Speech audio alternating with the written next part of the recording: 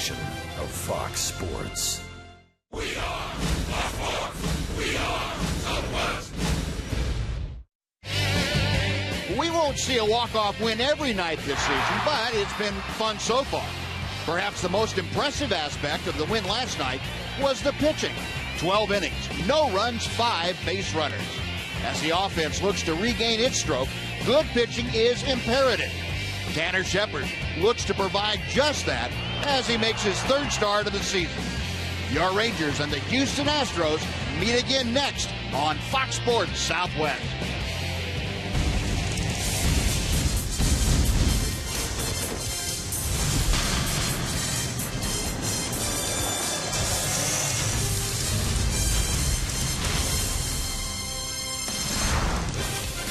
Texas Rangers baseball is presented by AT&T UVerse TV.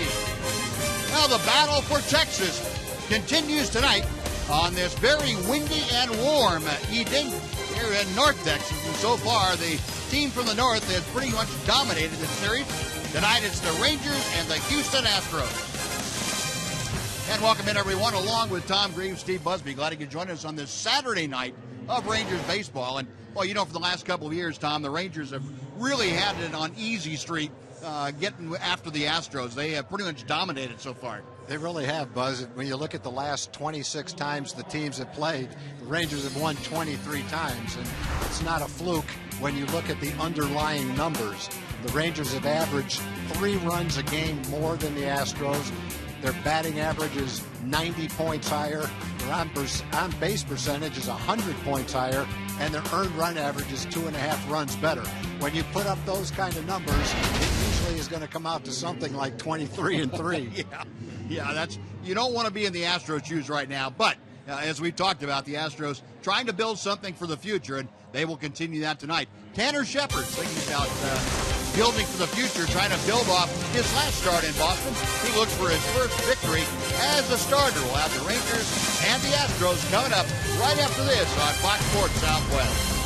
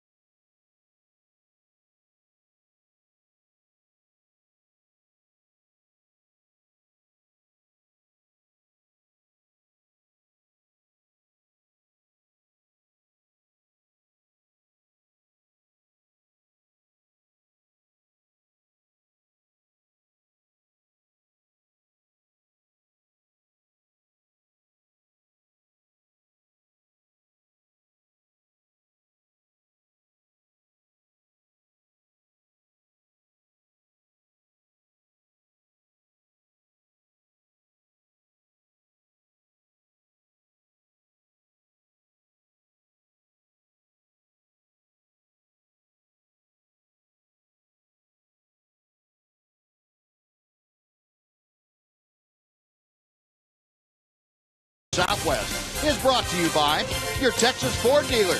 Take the EcoBoost Challenge to see why Ford is the best in Texas. By AT&T U-Burst TV. Check availability at 1-800-PICK-ATT. Rethink possible. By a reminder from Budweiser. Great times are waiting. Designate a driver. And by Southwest Airlines. Find Southwest Airlines fares online only at southwest.com.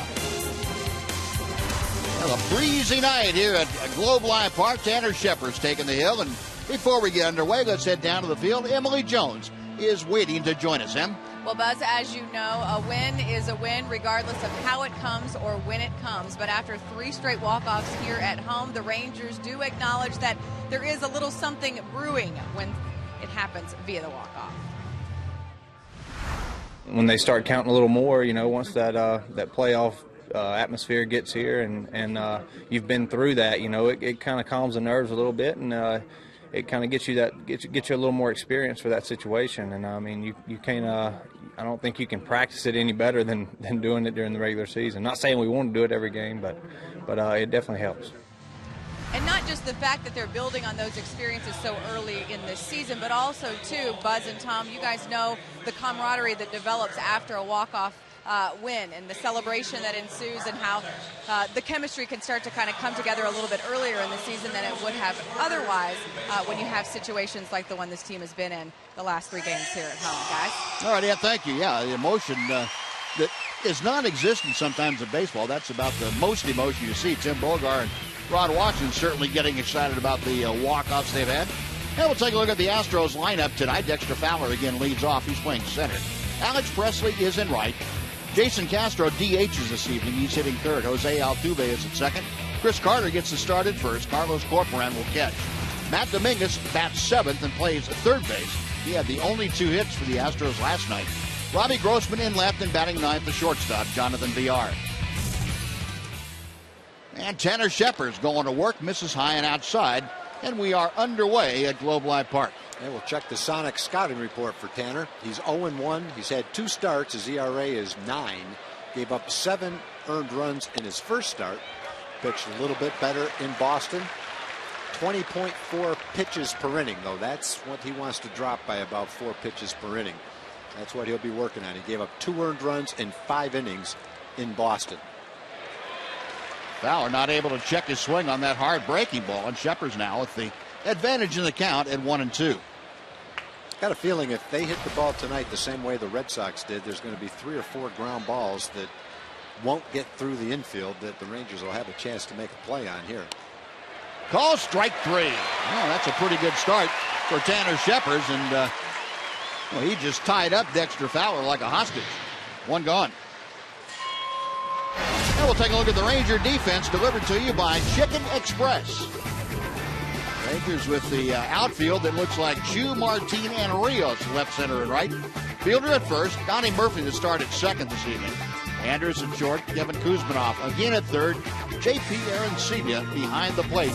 And Tanner Shepard's on the mound with a strikeout. Alex Presley showing the bunt and takes a strike anyway. Well, one good sign early in the game is he's able to throw his curveball for a strike. In his first 2 starts, especially the first start, he really didn't have his curveball in his arsenal. Couldn't throw it for a strike. A little bit better in Boston. There's another one today. And as time goes on, if he's able to do that consistently, make that a good pitch for him, he'll have a much better chance at success. You will notice as these Astros come to the plate, batting average is not very impressive. They are struggling as a team. Presley with the 161 average, but this ball club under Bo Porter is hitting a total of 188 through the first 11 games, and that is by far the worst in Major League Baseball. Well, they to say they have not gotten untracked, I think maybe an understatement. Yeah, somehow they've hit a bunch of home runs. Without the home runs, they might be averaging about 2 runs a game. Maybe less. Yeah, no, they're averaging less than 3 runs a game, even hitting those home runs. Might be averaging 1 run a game. There's a look at the averages, the lowest in the American League by almost 30 points. Check swing, he went around, and Shepard with back-to-back strikeouts, 2 away here in the first. What good sharp breaking ball from Tanner Shepard.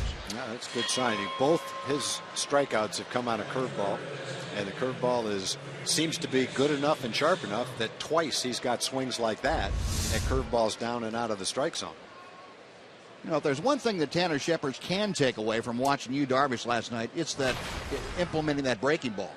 I think the Astros showed that even as good as breaking ball as Darvish has, that they are susceptible to the breaking ball once you get ahead. I think Tanner Shepard could take that into the game and really work toward getting that breaking ball in a good situation.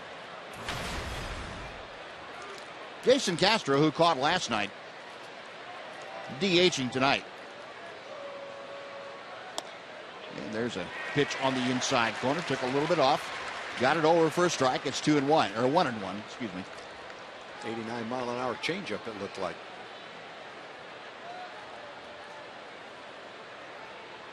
Shepard with the next pitch.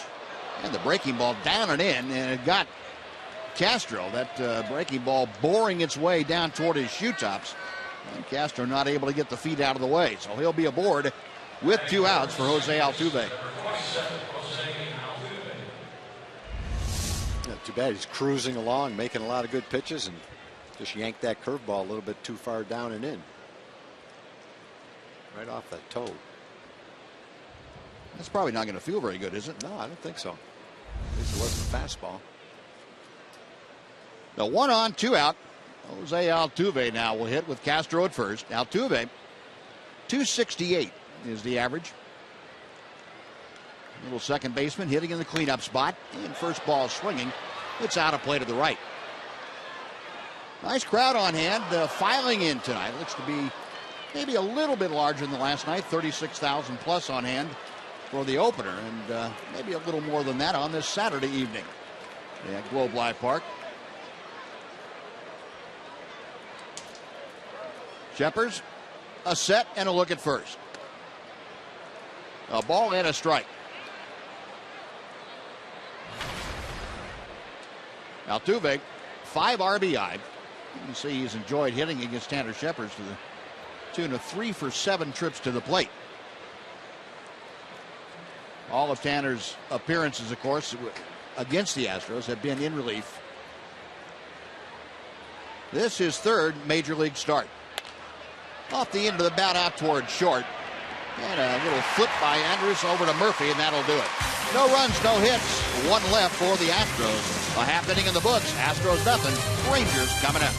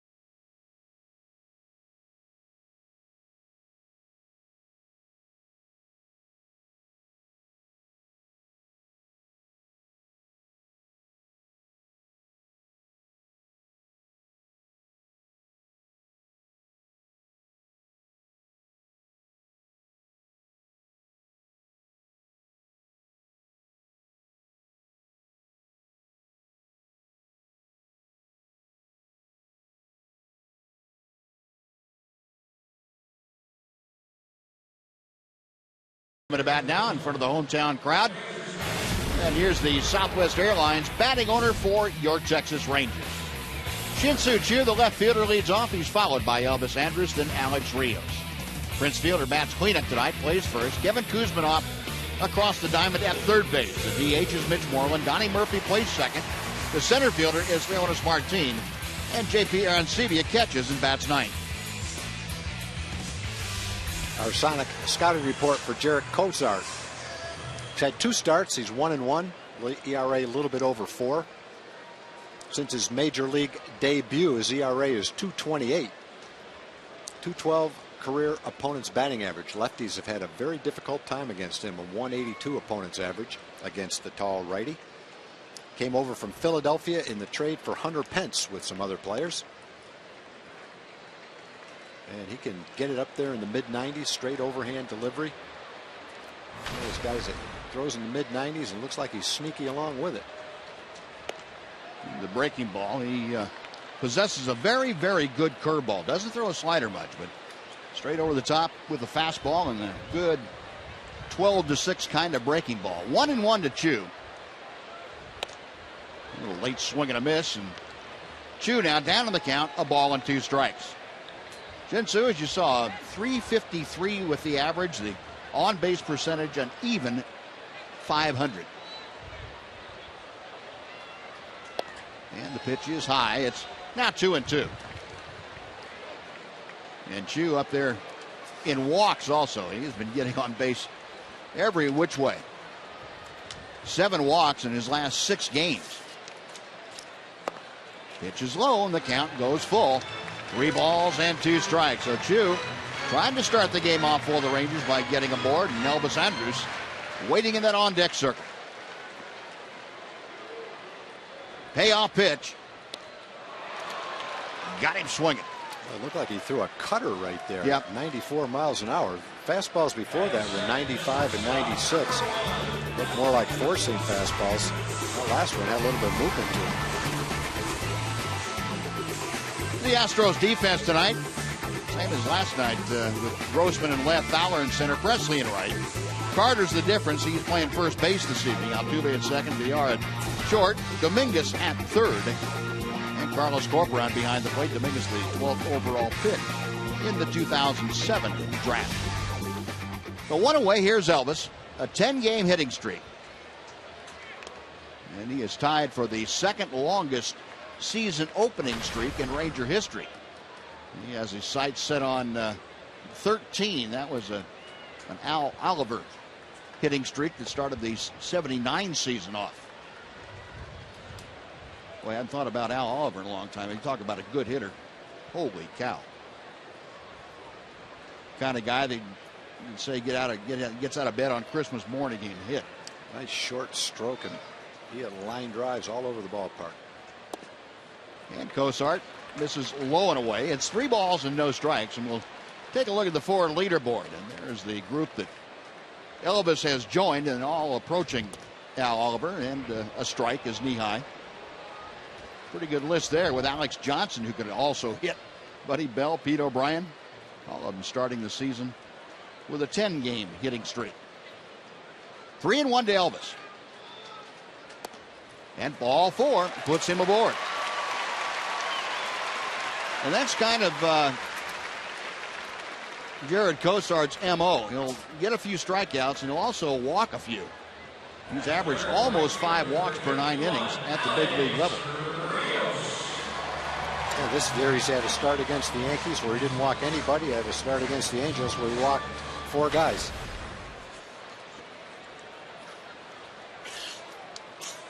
Alex Rios batting .316. Elvis at first had a stolen base last night. He was 1 for 2 in that category. First pitch is low for ball 1.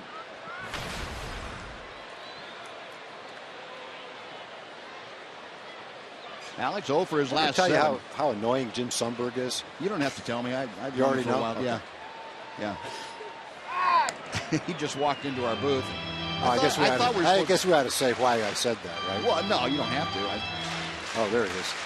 Thought we locked the door.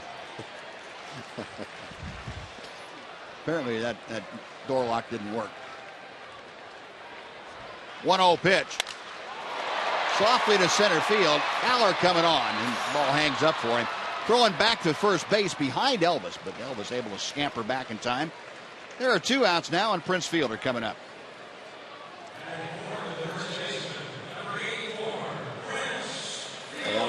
hit that off the bad part of the bat. Just didn't jump out there. Thought for a minute it might fall right in front of Fowler. Fowler, the kind of outfielder very much like Alex Rios, has long legs and takes huge strides, so he covers a lot of ground very quickly. Well, here's Fielder, and the Rangers trying to find a way to get the big guy on track. He is, as you saw, off to a 150 start. Still looking for his first Ranger home run. He's got Elvis at first with 2 outs. Cozart, it's the bottom part of the strike zone. It is 0-1. Fielder just 2 hits in his last 24 times up, and both those hits came in the game in Boston 3 nights ago. Cozart a look at first. And a pitch just off the outside corner.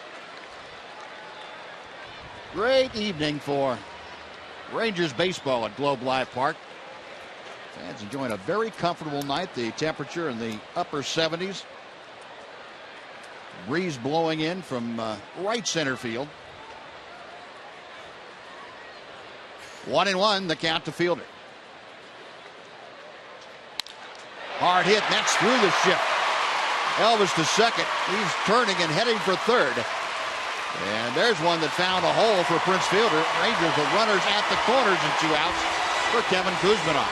The only way that's not going to find a hole is if it's hit directly at somebody. That got through the infield in a hurry. That's one of the harder hit balls that Prince has pulled this year.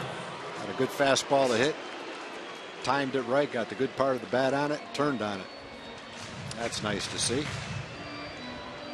That pitch is actually on the outside corner. Didn't look like it the way he swung at it and pulled it into right field. Kind of like to see him do that now for about the next 150 games or so. Well, no reason why he can't. Yeah. So 2 on. Here's Kuzminoff. Kevin, of course, scoring the winning run in the 12th inning last night. And the 12th inning single came around to score on the 2-out base hit by Robinson Chirinos.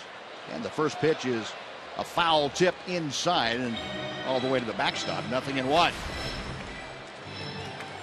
Kuzminoff, of course, up on Wednesday in Boston, taking the place of Adrian Beltre. Still no determination on what the Rangers plan to do with Beltre, whether he'll be put on the disabled list or not. He was taking batting practice today and can swing the bat fine.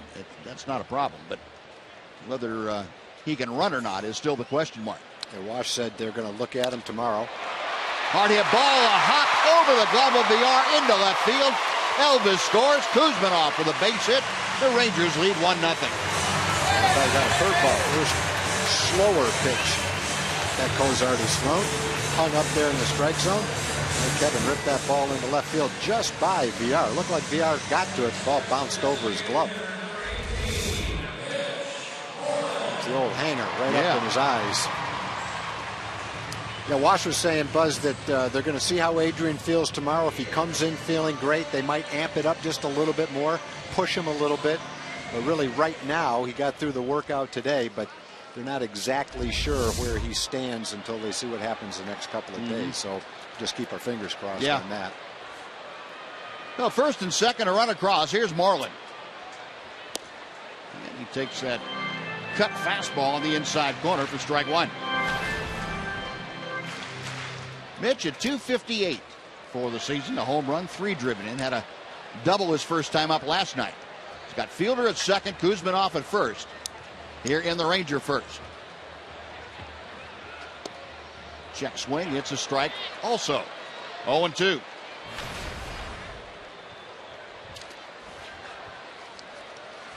Well, Mitch, the only Ranger that's hit for the cycle this year. Not in the same game, but double, triple, home run, and single. Cozart says okay, and a check of the runners. Now time called as Marlin backs out. Jared Cozart, the 23-year-old from League City, Texas. In a bit of a hot water here in the first inning. Breaking ball, good job by Marlin to lay off that pitch. And the count moves to 1-2.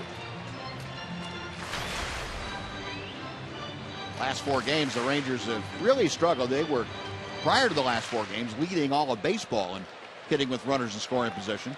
They have one hit tonight, looking for more with Fielder at second and Kuzman off at first. Cozart's 1-2 pitch. Tried the hook again and missed high. 2-2.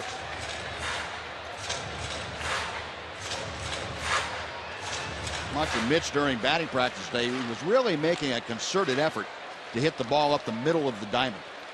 Left center, right center. Tried very consciously to stay in there. Now the 2-2 pitch. Outside corner, called strike 3. Moreland didn't think so, but Cozart gets the strike and the strikeout. Rangers get a run on 2 hits. They strand 2 after 1. Rangers 1, Astros nothing.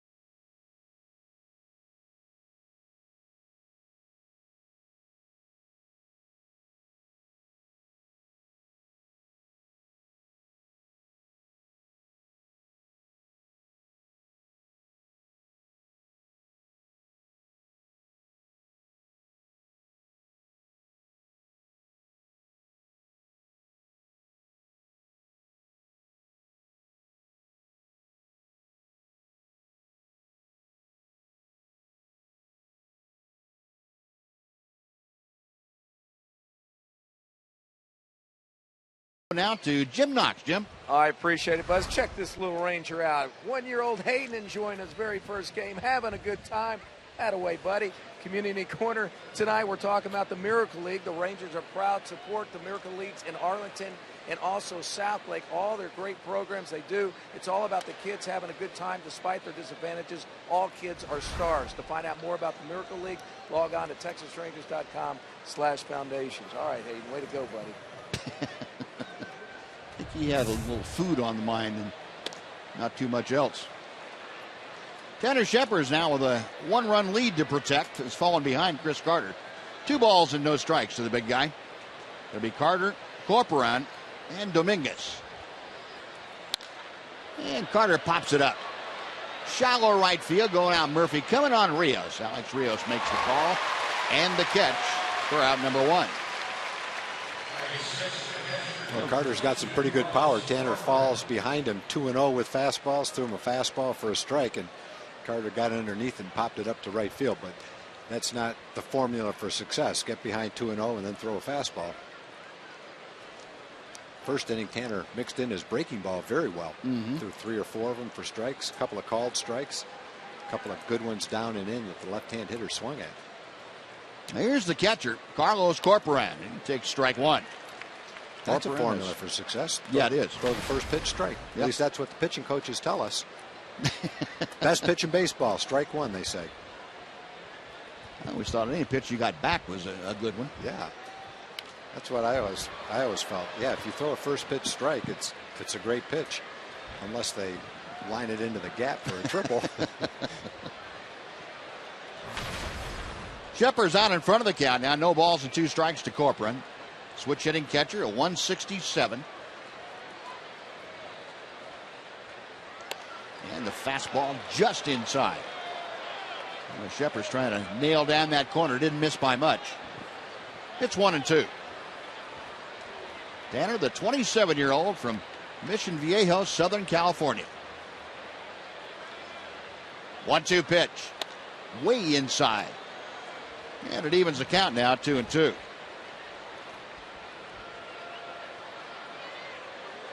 Corcoran, a career high 64 games last year for the Astros, backing up Jason Castro.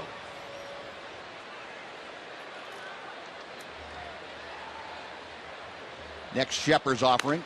High and away, and the count now has gone full. Well, Corcoran able to work from an 0-2 count to fill it out. He's trying to get aboard with one out here in the second. Matt Dominguez, the third baseman, he is waiting in the on-deck circle.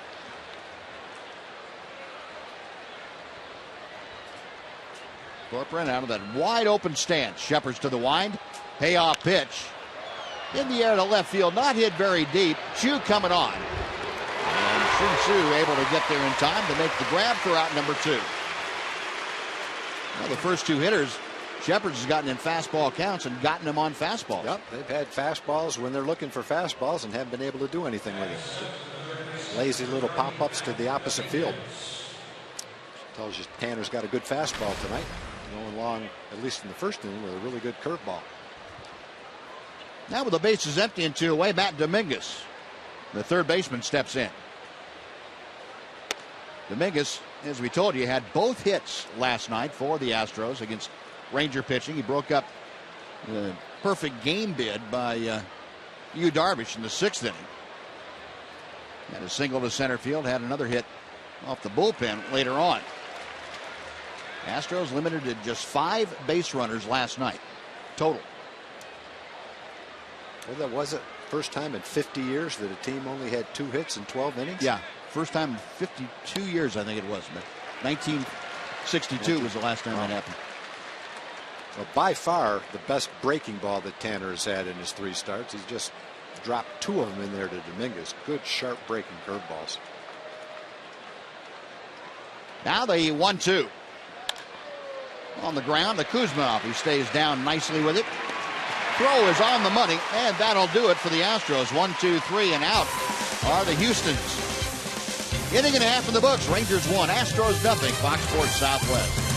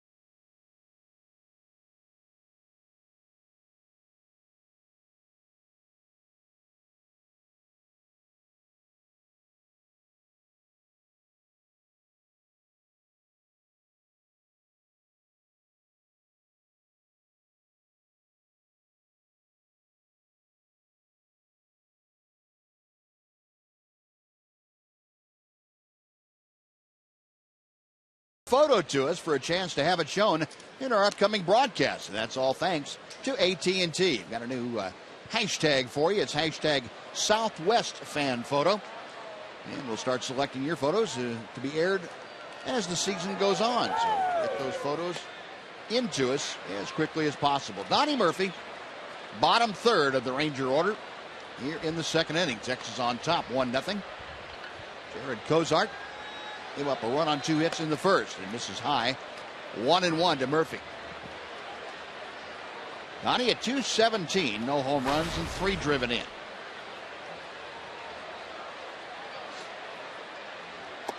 Good hook. And it's a ball and 2 strikes. Now Cozart,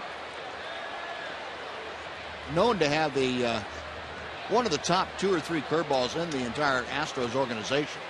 Baseball America rated him as their 7th best prospect overall this last year. There's a breaking ball that's hit well to left center field.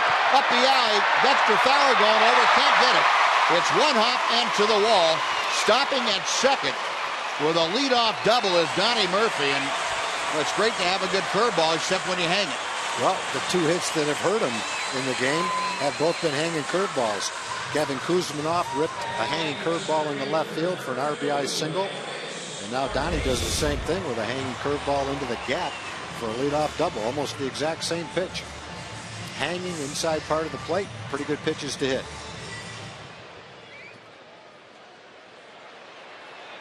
Well, Murphy with a leadoff double. Rangers an opportunity to get after Cozart again. Leonys Martin steps in, trying to at least pull the ball to the right side to get Murphy to third. Leonys breaking out of things a little bit last night. Had a 2-hit night. You can see Dexter Fowler's shading slightly over in right center field and not very deep. And even with his speed and range, he didn't have a chance to flag that one down. It was hit well on the other side of second base. Now Cozart, a check of second. Martin around to bunt and takes it high for ball 1. That's it for Martin. That's a pretty smart play. I don't know that he wasn't asked to bunt, but if that was on his own, that's a good play when he's hitting 8th in the order, and he has the ability to beat out a bunt for a hit. Well, sometimes a manager will say to the player, hey, your job is to get him over. If you can pull a ground ball, go for it. If not, then bunt him over. One way or the other, I want you to get him over to third base. And he gets that bunt down the third baseline. It's a good one. He's going to beat this one out as Cozart hesitated ever so slightly, had no play once he picked it up. And that is a base hit for Leonys Martin. Runners at first and third with nobody out. Yeah, that was a good call, Bus. With his speed, you lay down the perfect bunt, you get a base hit. You lay down a bad bunt right at the third baseman, not a bad bunt, you end up with a sacrifice anyway. But on that particular play, Dominguez went back to cover third because he couldn't make the play. That was up to Cozart if anybody was going to be able to make that play. Problem was, it was just an excellent bunt, and even Cozart couldn't make the play on it. Now, the problem Cozart had is, as a pitcher, your job is to go for the ball until you hear the third baseman call you off. And Dominguez made the read right there that I can't get to that thing, and he didn't say anything. And Cozart had stopped. He assumed that Dominguez was going to come in. Yeah. No, the Rangers will take it. Some more possibilities in the offing here. First and third. Nobody out for J.P. Arancibia. J.P. Having a bit of a rough time the first 6 ball games of this season, hitting just 111. He's 2 for 18. And looking for his first RBI. He's got Donnie Murphy at third. An opportunity here with nobody out to get off that 0 in the RBI column. Good job by Corcoran to keep that breaking ball out in front of him. 1 ball and no strikes.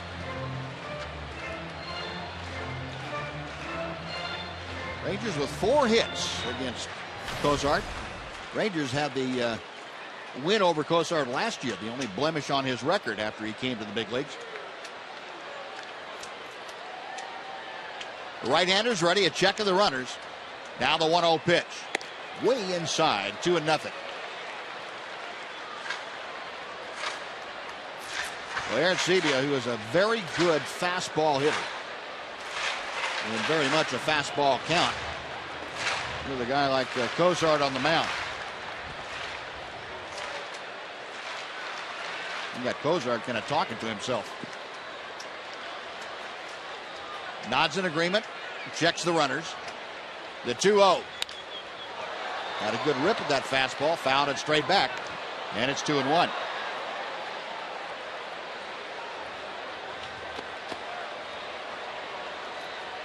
Arancibia checking with Gary Pettis down there at third base.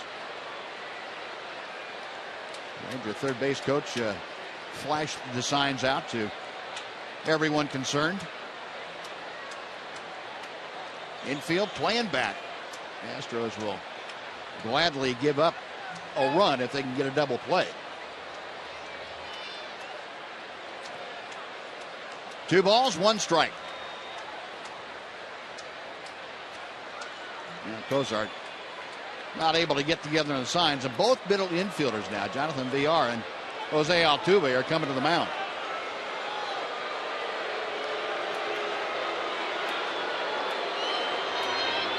Altuve had a few like pointed words to say to Cozart. And Altuve, really the veteran on the infield for the Astros, he more or less takes charge, and looked like he did on that visit. Now we're set to go.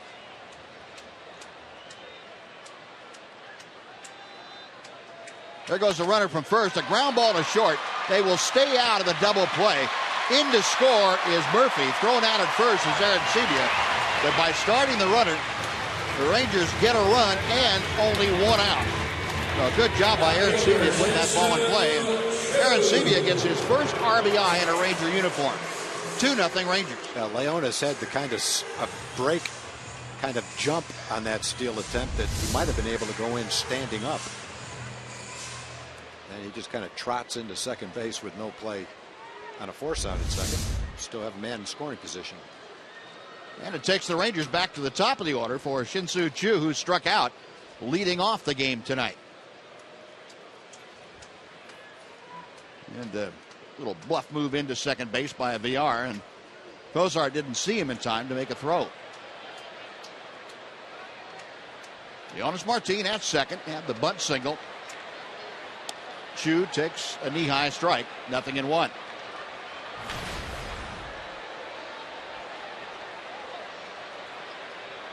Shin-Soo asking Corcoran about that. Is that a good call? Corcoran said, yeah, I like it. It was a great call. I liked it. Right at the bottom of the strike zone. Steele showing you that location. Cozart, a long look, the 0-1 pitch. And he's ahead in the count now. No balls and 2 strikes.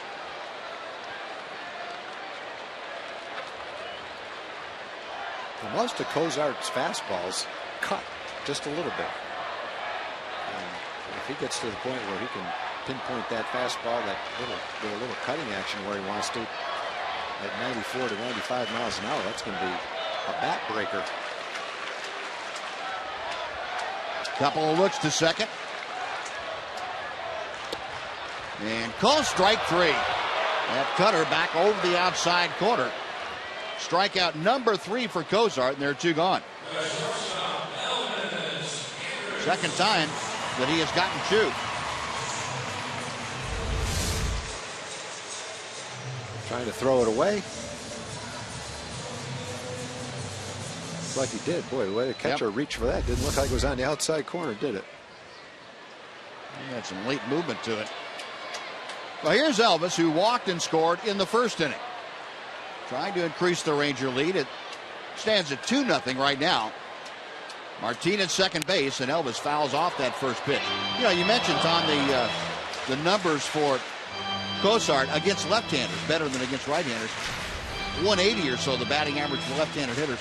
With that cutter, you can understand why. I think that is a bat breaker against left-handers, and they haven't seen him that much. Pretty tough to lay off that. Yeah, I think that kind of a cutter, or any kind of a cutter, is probably a little bit easier breaking away from a right-hand hitter than it is going into the left-hand hitter and hitting him off the hands.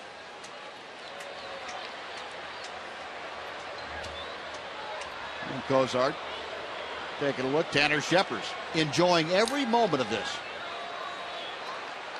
1-2-3 inning for Scheppers last inning, and he's just telling his teammates, go ahead and score as much as you want. I'll wait here. The pitch outside, a backhanded stop by Corcoran. And the count is even at 1-1. Mentioned that Cozart has had 2 starts. He went 5 innings, 4 hits, no runs against the Yankees, and won his first start. Then he lost to the Angels. Only gave up 3 hits in 6 innings, but he walked 4 and gave up 5 runs.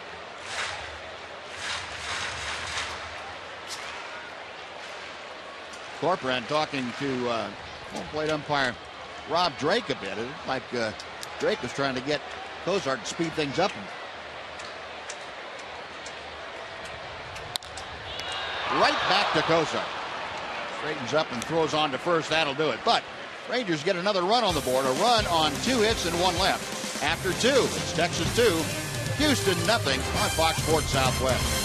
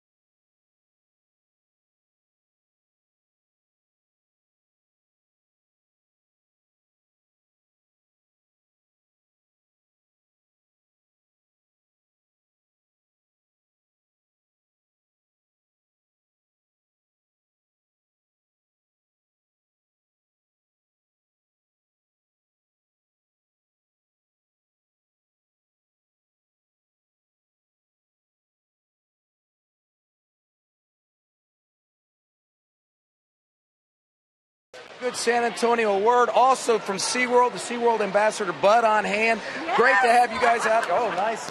Way you go. You have a message to Ranger fans.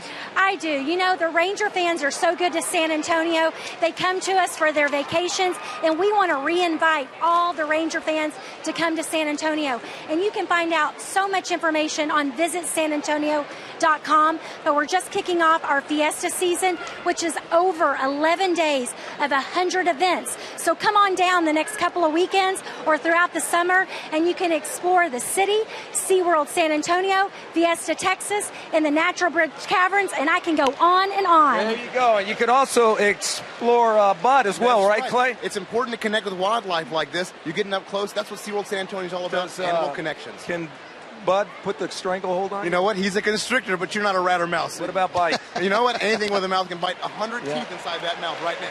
Okay. All right. That's a good line. Anything with a mouth can bite. Yeah. Of course. There we go. More about these animals at SeaWorld.com. Okay. It's a little slimy here. You know that, Clay? Getting a little nervous here, Tom. Yeah, I don't blame you. A little nervous. Get that thing out of there. All right, enough of Bud. You better hope he's had dinner. There we go.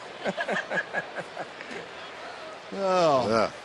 Meanwhile, Tanner Shepard's got Robbie Grossman looking at that called third strike, and there's one away. Now the number 9 man, Jonathan Villar, swings through a fastball. It is 0-1. Well, you got Robbie Grossman with another really good curveball. That's a large handful of good curveballs today. Topper right back to the mound, and Shepard will throw on to Prince Fielder. 2 gone very quickly, and Tanner now has retired the last 6 straight. And before we go back to the top of the Astro order, let's go to John Radigan with a Mazda game break. John? Yeah, Buzz, thanks. Red Sox and Yankees from the Bronx earlier this afternoon. Brian McCann puts an end to his early season slump. 2 mammoth home runs. He drives in 3 as the Yanks beat the Red Sox. All right, John, thank you. The Rangers on top of the Astros here in the early going. Tanner Shepard's doing a good job of protecting that lead, and now he deals to Dexter Fowler. There's that breaking ball. same result that Fowler saw the first time up there when he watched strike 3 go by. That's got to be 7 or 8 good curveballs for strikes. 0-1 pitch. Tried to get the back door, and that one just drifted outside. Jeffers, 36 pitches so far, 22 strikes. He has not allowed a base hit. The only base runner was Jason Castro, who was hit by a pitch. The check swing foul, and again, Jeffers with the advantage in the count at 1-2. You can kind of see with 37 pitches tonight why the Rangers are intrigued, giving Tanner the opportunity to start. They know he can set up relief and maybe close someday, but they're intrigued with the stuff and what he can do as a starting pitcher. And I think the way he's throwing that curveball today gives you a little indication of the potential that he might have in that role. And I think he's thrown 1 or 2 changeups, but it's much better today than it has been the first 2 games, that's for sure. And the result's much better. That's definitely that's the important thing. Yeah. Now the 1-2 again. Fastball just missed the inside corner. Tried to get it to come back and didn't quite get it there. In fact, the first game against the Phillies on opening day, Tanner was probably so amped up he just didn't have much of a feel for what he was doing out there, but it looks like he's got a pretty good feel tonight. 2-2, and Fowler literally fighting that off with his fists. Tanner coming inside to Dexter Fowler. Fowler, the switch hitter, up there from the left side against Shepherds. Another 2-2 is on the way. Got to run the count full. So Fowler trying to get aboard to extend this 3rd inning. Alex Presley, the right fielder, is waiting in the on-deck circle.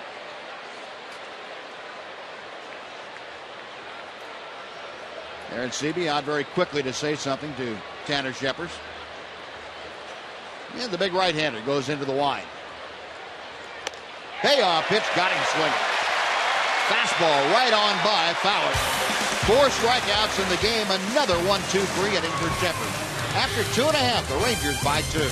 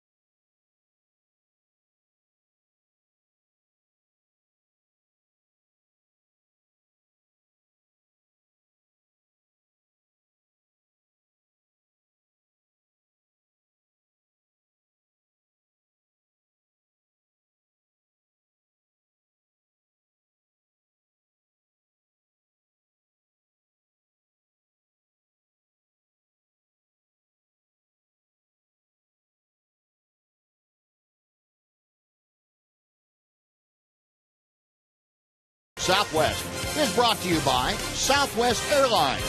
Find Southwest Airlines fares online only at southwest.com. Rangers come to bat in the bottom of the 3rd inning. Rios, Fielder, and Kuzmanov to face Jared Cosart. Rangers a couple of runs on 4 hits against the 23-year-old right-hander from Houston. And a chopper out to short. Short in, hot pickup by VR, and Rios is out number 1, and it'll bring up Prince Fielder. Well, folks, MLB.TV Premium, it's the #1 live streaming sports service celebrating 12 years of service. Join the millions of subscribers and watch every out-of-market game live in true HD on over 400 devices. Visit TexasRangers.com for more details. He's an MLB.TV premium subscriber. Give him a little clap for it. Yeah. Prince Fielder, a base hit his first time up there. Get a rocket through the right side of the infield, and overshift is on.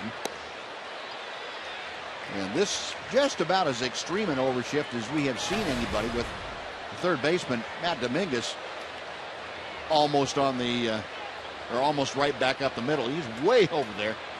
There's 90 feet of turf on that left side. And that ground ball yanked foul by Fielder. The count goes to 2-1. First time up, though, Prince didn't pay that any mind. He just said, fine, and hit it hard enough to where nobody can catch it. Yeah, they wouldn't have had too much time to move on that ball that he hit. That was through that hole between DR and Altuve before they even took a step. And another hard-hit ground ball. This one also pulled foul. Counts even now at 2-2. The Fielder with that hit gets the average up to 171.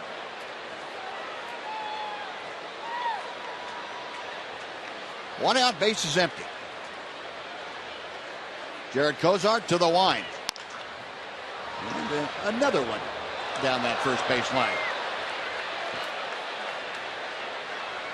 got folks ducking down there all over the place. Security guard down there with a helmet on. Good idea, too. Let's see why he ducked. Oh, look out. That ball still got him, I think. There's a high drive to right center field, but it's so high the wind's going to knock it down right into the glove of Dexter Fowler. Now, much better swings from Prince tonight. He's turning on that inside fastball. Pulled a couple of them foul on that at bat. Had the hard base hit the first time up and just missed that one. Pretty good swing at it. So a couple of good at bats for Prince. And then just a little bit up and away to drive it through that wind if you're going to hit it that high. So 2 gone now. Here's Kevin Kuzminoff, who had the RBI single in the first. A pretty good rip at that first pitch fastball and fouled it back. But Cozart, by getting the first 2 outs now, has retired the last 5 straight.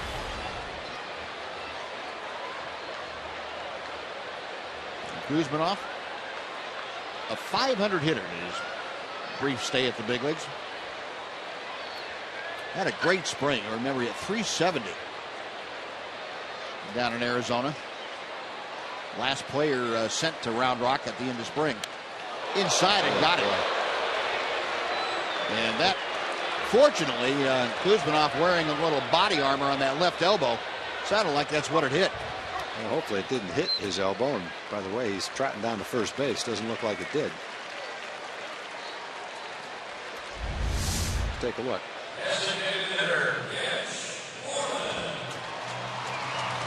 Oh, sure looked like it hit his elbow from that angle.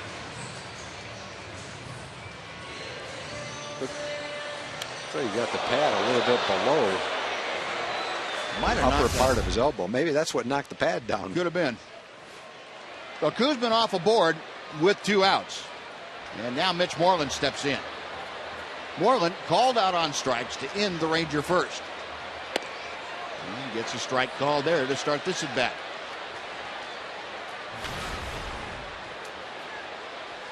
Mitch, a 4-game hitting streak coming into play tonight. He's had exactly 1 hit in each of those 4 games. The 0-1 from Cozart. Little nubber down the third baseline, but stays fair.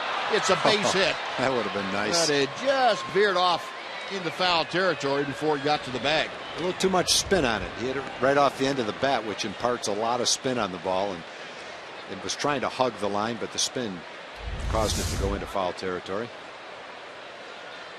You see there's nobody in that zip code over there. The left side of the infield vacant. And, can we send out for some of this? Let's see what it is first. guessing a dog. Yeah. Send out for some of that. This little guy wants one. Says, I want the chumungous. That's right. In the dirt, going to second is Kuzminov, and he's in safely. And that's the second time now that Kuzminov in the last 2 games has not hesitated whatsoever. A ball in the dirt, and it was a game winner last night. It got him in scoring position prior to Chirinos. Yeah, I think he caught Corporon by surprise. I don't think Corporon thought he was going to go. He kept the ball right straight in front of him. But he gets a great jump on that. Sure did. Ron Washington's going to love that about him. And both times he's got Mitch to run interference for him behind the plate.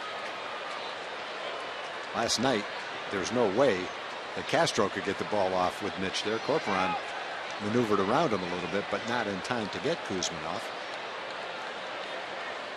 Yeah, kind of like last night. I think Mitch set a screen and Kuzminov took advantage of it. Yep. Just held his ground right there. Not much else he can do. Line drive, left field is hit well. Going over, sliding is Grossman. A nice backhanded catch to take extra bases away from Mitch Moreland. Rangers don't score. They strand 1. We finished 3. Rangers 2. Astros nothing on Fox Sports Southwest.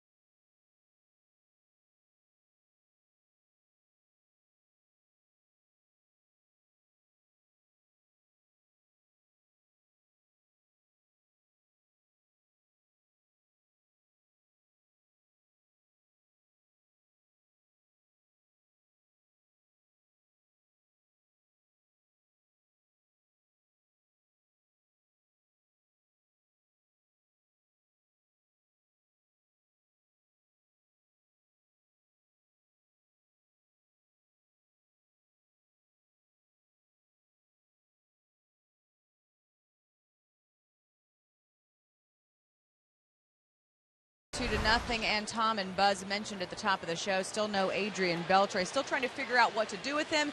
Here's what JD had to say before today's game.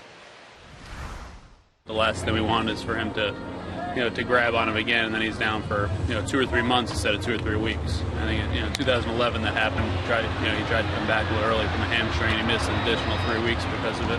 That's the last thing we want. So probably erring on the side of being cautious. And I'll let Wash. If we put him on the DL, I'll let Wash tell him. So I don't want to be in the room with an angry Adrian, but we're probably leaning that way right now. But we haven't made that call yet. Yeah, and you heard JD say it there. He'll let Ron Washington deliver that news. He doesn't want to be the one to deliver it to Adrian. Maybe, though, they'll avoid it altogether. As you guys mentioned, he did hit today, starting to do some baseball activities, but they are being extremely cautious with him. And they do have a couple days to make that decision based on when exactly Colby Lewis comes back, guys. All right, good stuff. And Alex Presley, after just hitting a home run, grounds out the fielder for the first out here in the 4th inning. Well, he turned on that ball. That ball was just barely foul right down the line. That was a line shot that, if it was fair, would have gone 15 or 20 rows back in right field. Not a real big guy, but put a charge in that one. Well, here's the man that is the only Astro that's been on base tonight. That was Jason Castro, hit by a pitch back in the 1st inning. And a rip right on through the fastball. It's 0-1. There's the ball we're talking about from Presley. Turned on a fastball. There's a shot of it. See if he can make the call. Fair or foul. Boy, that thing was barely foul. That's a great look from our wedgie cam down there. Something new for you this year. Down the right field line, and that wedge that is cut into the ballpark. There it is. There's the cam. 1-1 pitch. Tanner doing a pretty nice job of pounding that fastball in. 95 miles an hour. A little check swing from Castro. First at bat, he buried a curveball right off his right toe. Shepard's to the line and misses high and away. It's 2-2 now.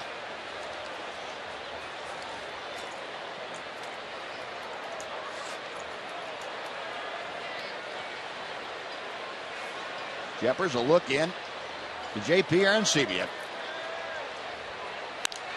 And the pitch fouled away by Castro. A one-handed grab by our cameraman.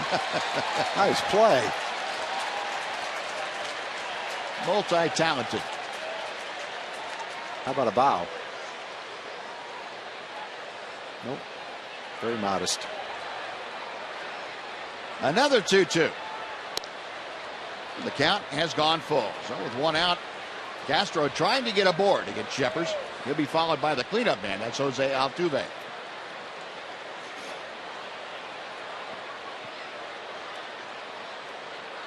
Arancibia sets the target outside. Payoff pitch. And again fouled away to the left. Rangers in a pretty good overshift against Castro. And Kuzman off the third baseman playing in a normal shortstop spot, and three Ranger infielders on that right side. Eighth pitch of the at-bat to Jason Castro is coming up. Inside, ball four. Shepard's trying to get that comeback fastball, and it didn't quite come back enough, and Castro now has been aboard twice. A hit by pitch and a walk. Well, folks, the fans attending the game tomorrow with the Astros tomorrow afternoon will be treated to a post-game concert by Mercy Me, and that's presented by Buckner International. Tickets to the game start at just $13, and for an additional $12, you can purchase a field pass and come on down and watch the Mercy Me concert standing on the field. Tickets and field passes are available at TexasRangers.com/concerts. A 1-on, 1-out. Here's Altuve. Rounded out to short, back in the first inning. And breaking ball stays high. 1-0. That walk, by the way, the first is, sure you know, that Shepard is allowed tonight.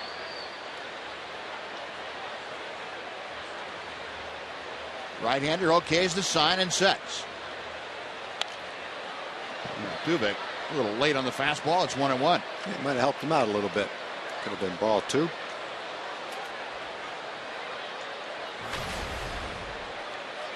Altuve, 262 this year, and he is at the top of the food chain as far as RBIs are concerned for the Astros. He has a handful of them. Pops this one up. Prince Fielder going over toward the railing, right at the railing. He reaches in and can't come up with it.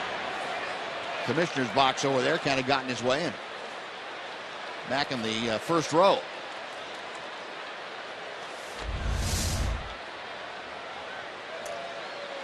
Yeah, that's a wall you don't want to run into very hard. That's cement at the top of that wall.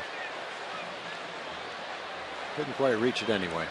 Fans were nice. They got out of his way to give him a shot if it was close enough to the glove. The 1-2 pitch coming from Shepard. That is chopped foul at the plate. We'll try it again.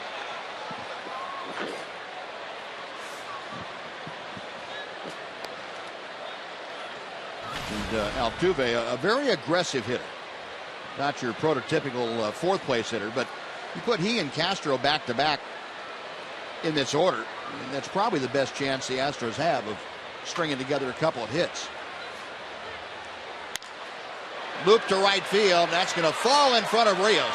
The second base is Castro. And well, after 3 1/3 hitless frames, Jose Altuve hits a soft single to right. And the Astros have their first hit. Altuve makes good contact. Doesn't strike out very much. Puts the ball in play. Slices this one in front of Alex Rios in right field. Last night they had 2 hits in 12 innings. So they had 3 hits in 16 innings. Wow. That's not real potent offense. Not a lot of hits, but they do have a man in scoring position right here. Yep. So Tanner's got to bear down. Yeah, Chris Carter, big first baseman, is up there. Hard hit ball by Kuzminoff into left field. Being stopped at third is Castro as HOU got to the ball quickly. And just like that, back-to-back singles and the walk, the bases are full. And Mike Maddox on his way out to the mound. Carter, I'm sure, went up there looking for a fastball. The first time up, he saw 2 fastballs for balls, then got one to hit and popped it up to right field. That time, he was ready for the fastball, got one and ripped it into left field, hit that ball hard. Popped up to right field the first time, but that one's right in the center square. And Tanner's a little bit fortunate that he got on top of it and hit it on the ground. As strong as he is, he just has to get it up in the air. And last year, he hit 29 of them out of the ballpark. Hit 29 home runs and knocked in 82 runs last year. That's a base hit with a man on second, but it didn't get the run in. Tanner can still pitch around it. Tariq Brock, the first base coach, talking to Chris Carter down there. And so Shepard's now in the first hot water of the evening as the base is full. Rangers have turned 14 double plays this year. That's the most in the American League, and they would love for that to be 15 here.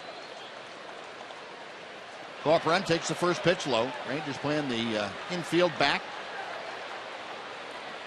Give themselves a shot at turning the double play.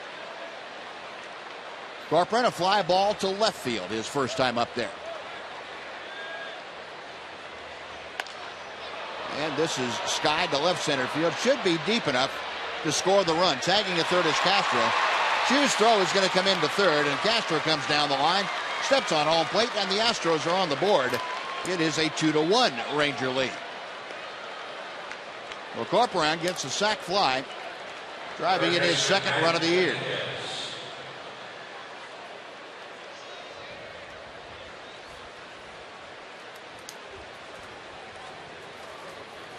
Now with 2 outs, Shepard will deal with Matt Dominguez. Dominguez, ground ball to third as he ended the Astros' second tonight.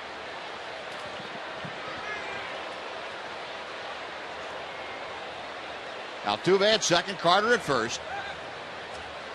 And Altuve with a big lead, not being harried by either middle infielder for the Rangers.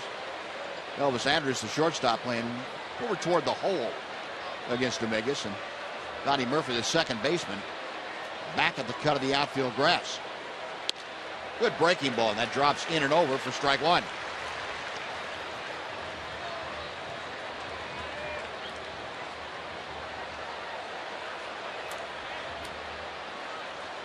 Matt Dominguez, one of the young Astros that Houston's trying to build their franchise around.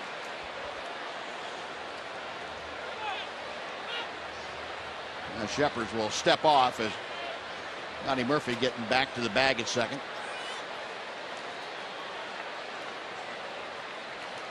Altuve establishing a big lead out there.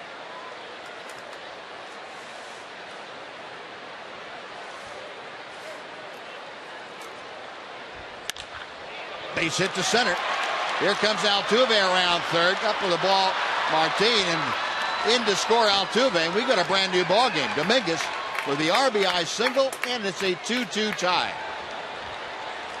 The Astros in this inning turning around Tanner's fastball. Altuve sliced one into right field, but then Carter and Dominguez both sharply hit singles, one to left, one to center. The Astros right back in this game.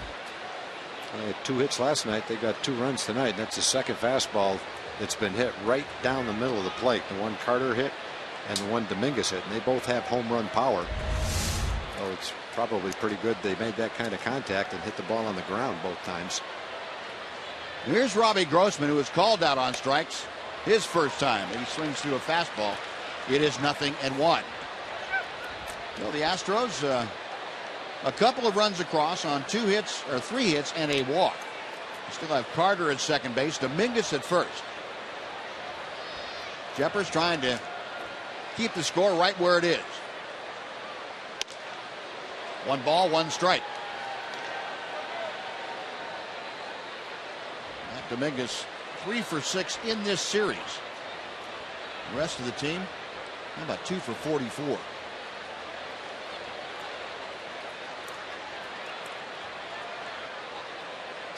Shepard with a 1-1.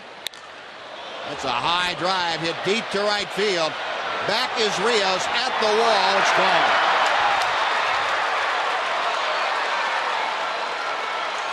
Looks like Tanner Shepard hung one to Grossman. He did not miss it. A 3-run blast. It's a 5-run inning, and the Astros lead 5-2. Well, Tanner got the first out, Presley, in the 4th inning. It was in pretty good command, but then he walked Castro, and it's been downhill since then. A couple of fastballs to Carter and Dominguez right in the center of the plate, and then a hanging breaking ball in the same spot. And you just can't throw the ball, doesn't matter who you're pitching against in the big leagues, in that area and consistently come out ahead. Trying to throw it down and in, it spins right in the middle of the plate. Well, Grossman with his 2nd home run of the year, and now swinging at the inside fastball is Villar. He will ground out to Kuzminoff, and that'll do it. But the Astros come up with 5 runs.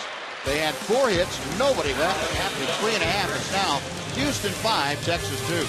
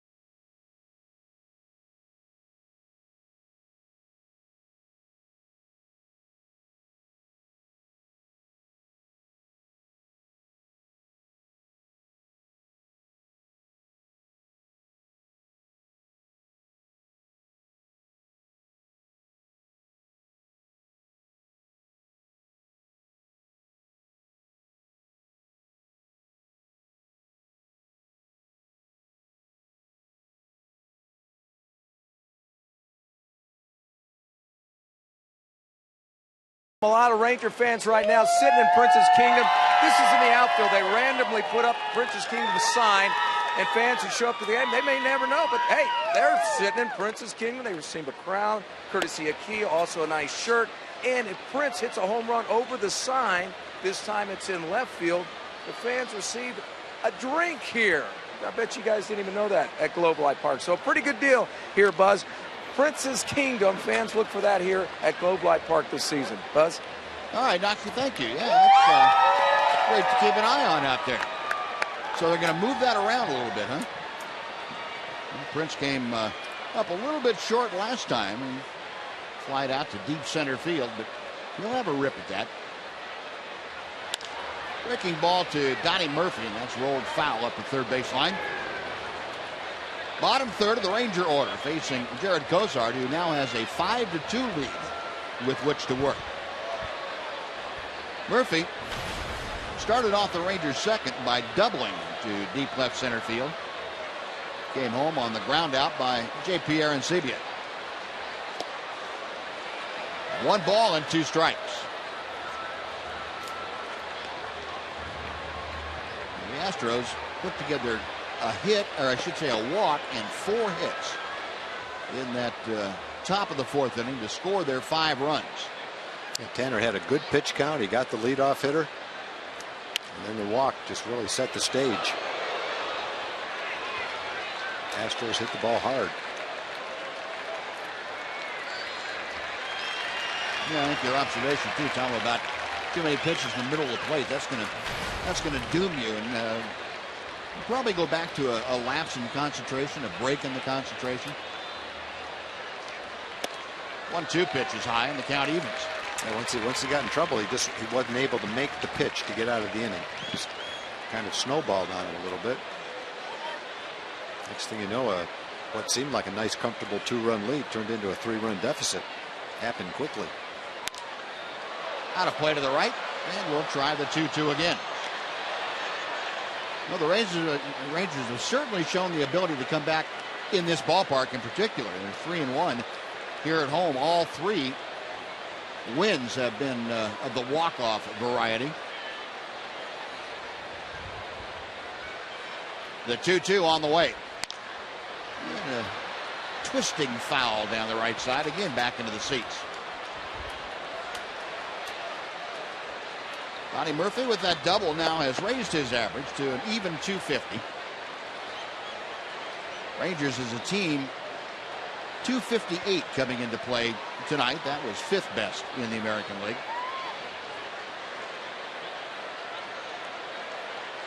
Another 2-2. And the count is full. Well, Murphy trying to get aboard to start the Ranger comeback here in the 4th inning. He'll be followed by Leonys Martin.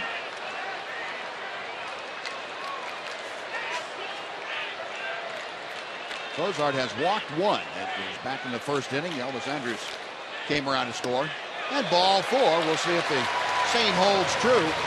The 10th pitch of the inning puts Donnie Murphy aboard with nobody out for Leonys Martin. Folks, we invite you to watch Chevy Hometown Kids. It's on every Saturday morning at 10 o'clock right here on Fox Sports Southwest. It's not about the score. It's always about the experience.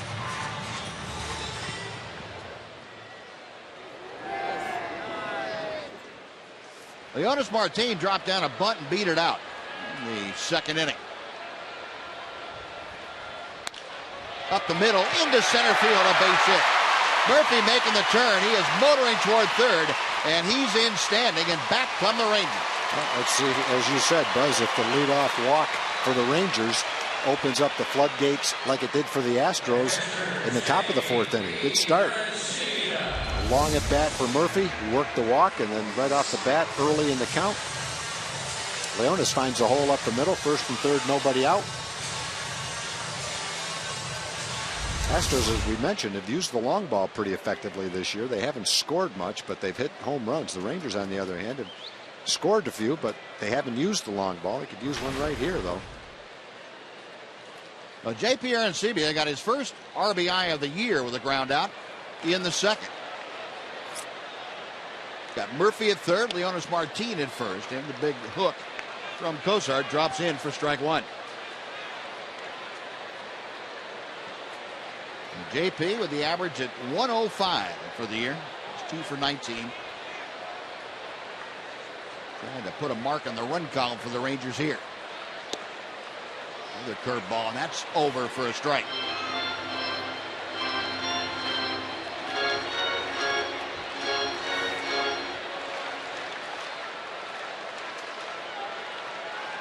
Infield and outfield playing Arancibia straight away.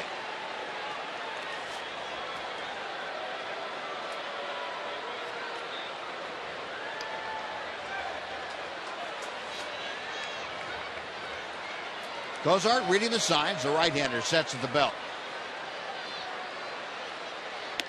And another breaking ball. This one hung up there high and inside. 1-2. We'll see now if Leonys Martin might decide to take off for second base. He was running the last time that Arancibia was up in this kind of a situation. I don't think down by 3 that's going to stop the Ranger running game. Martinez staying put, and a double play ground ball to second. Altuve bobbles it, and the return is in time. A 4-6-3 double play. In to score is Murphy, but the Astros get the double play on the Arancibia ground out. The bobble almost cost them a chance for the double play. They were able to turn it anyway. Altuve got the ball just in time to get it over to Villar. Strong throw to first, and they got JP at first base by about a half a step. Rangers will pick up a run on it. No RBI for Arancibia. 5-3 now. And the Rangers turn the lineup over now as Shin-Soo Choo up there for the 3rd time. He has struck out each of the first 2 times. And he waves and misses at a good fastball from Cozart. Choo now with the season average, as you can see, at .333. Curveball drops in. 0-2.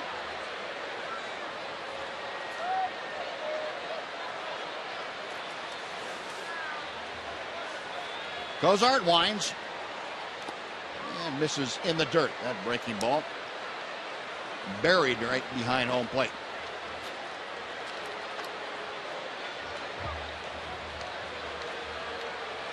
Choo last time up called out on strikes. First time up went down swinging on a 3-2 pitch.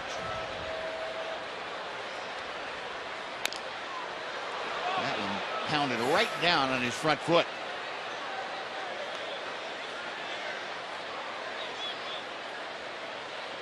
Still a ball and 2 strikes.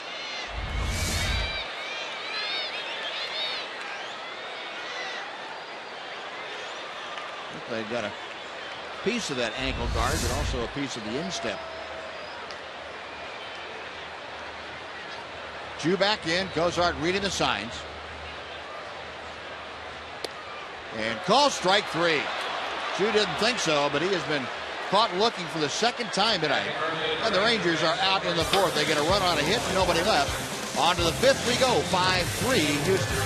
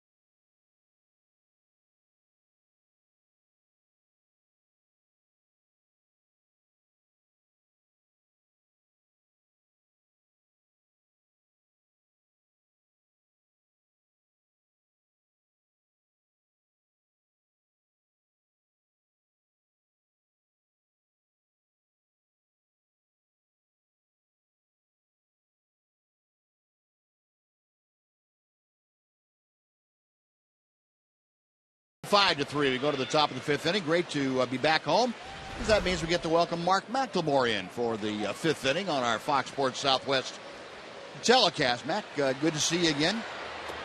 Good to be seen, for sure. Nice to be seen somewhere, huh? Yes. Yeah. Kind of a quick turn of events in that 4th inning for Tanner Scheppers. It really was, and it just goes to show you every batter and every out and every pitch is extremely important. They can turn quickly. Well, That it can. That may be one of the tougher things to learn about being a starter is you've got to find a way to minimize the duration, the length of those spots where you find yourself in trouble. And I'm not sure that Tanner or Robbie Ross Jr. for that matter have gotten to the point where they feel comfortable doing that yet. Yeah. Maddox is talking about it. I think they're going to, that's one of those things that they're going to have to learn and figure out now that they're, trying to go, 7, 8, 9 innings and not just, 1 or 2 maybe. Dexter Fowler punches out for the 3rd time tonight. That's 5 strikeouts for Shepherd's, 1 away for Alex Presley. Tough night for the leadoff hitters. Yeah. Been 9 strikeouts in the game. 6 of them have been the 2 leadoff hitters. I want to see how long it's going to take HOU to strike out 3 times in a game again. Might be a while. Might be a while. I don't think I did too well tonight. That was my player to watch. It's not over yet, Mac. That's early yet. That's true. I'll take it. Okay. Presley takes that pitch that hangs outside. A breaking ball just missed. Alex tonight 0 for 2, a strikeout and a ground ball to first.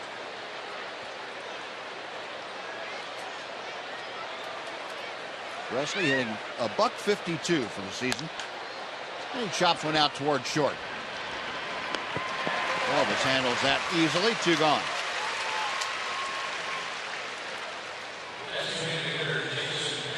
The Astros have had 4 hits. Unfortunately, they bunched them in 5 batters, within 5 batters in the 4th inning.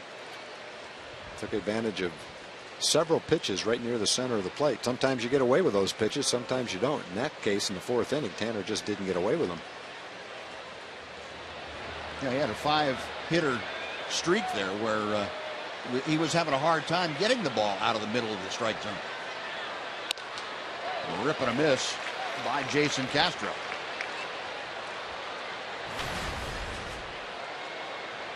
Castro has been aboard twice. As you can see, he was hit by a pitch. That was back in the 1st. Walked and scored the 1st run of the game for the Astros. And he's going to ground out here to Elvis Andrus on the 2nd base side of the bag. Oh, nice to see Mark McLemore come up. We had a 1-2-3 inning. Good defense, Matt. There we go. That's why they call him the doctor of defense. 5-3 Houston.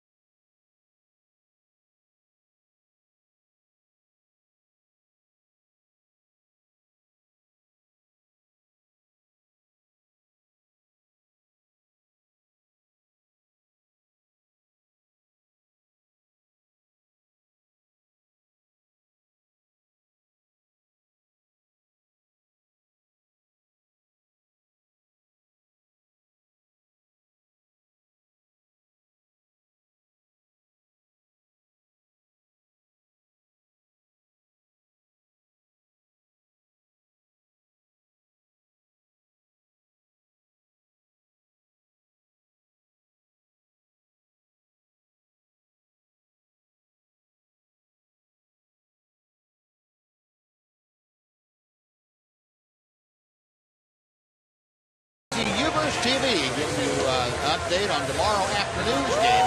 We're with you at 2 o'clock right here on Fox Sports Southwest. A pair of talented left-handers, Brett Oberholzer for the Astros and Martin Perez, who's off to a 2-0 start for the Rangers. 2-0 career start against the Astros for Perez. Well, the left-handed slants from both teams tomorrow afternoon, 2 o'clock on Fox Sports Southwest. Elvis Andrus leading off in the Ranger 5th. Takes ball 1, which is a little bit high. Elvis, a walk and a run scored. 0 for 1 other than that. 1 ball and 1 strike. Mark McLemore in the booth with us. And Mac, how do you look at the way the Rangers have gotten to a 5-5 start in 10 games? Is that acceptable considering all that's happened to them, or would you have expected to see more? I expected to see more, to be honest. I think the thing that really stands out the most to me so far is the amount of errors that they've made. I really didn't expect this team to make that many errors this early.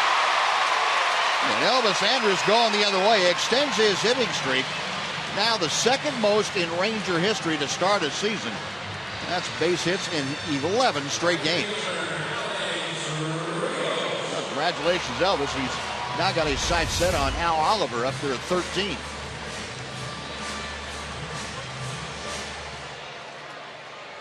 Yeah, and Elvis with 3 errors, talking about the fielding this year, and Adrian Beltre with a couple, guys that you don't associate with high error totals. And it's happened to him. No, you really don't. Beltre, that perennial Gold Glover. Elvis, great defender. You just look at that. You've got 6 errors on that side of the infield, and that's just not common for this ball club. Yeah. Obviously with some of the pitching injuries that are there, a couple of new guys in the rotation, you expect some, maybe some inconsistency there. But the defense, I thought, would definitely be steady, and that's been the one surprise for me. Cozart having a little tough time on those last 2 pitches, getting them going northwest.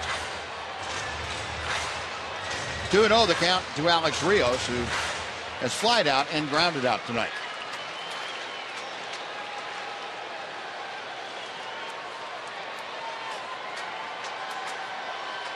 Cozart, a check of Andrus at first. And he fires a fastball knee high for strike 1. And after the ball game, you can watch and listen to Mark McLemore. And Pud's going to be with you tonight?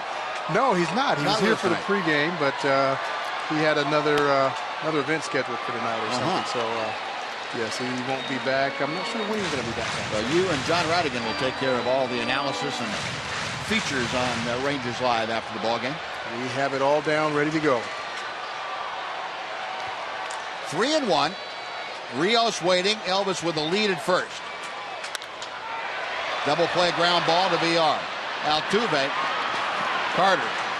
Second double play of the night turned by the Astros, and the leadoff base hit by Elvis erased very quickly. It looks like Alex had a pretty good pitch to hit. Hit it okay. Just unfortunately hit it right at the shortstop. He's ahead in the count. Fastball count. It's a high fastball up in the zone. Unfortunately, he hits it right at VR, and they turn a simple double play.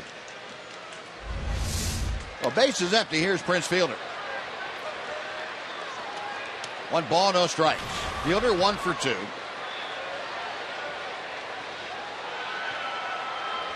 That single in the first, probably as hard hit a ball as he's had in the last week or so.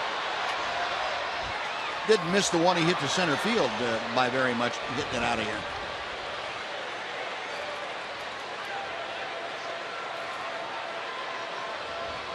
He's starting to put together, some pretty good at-bats.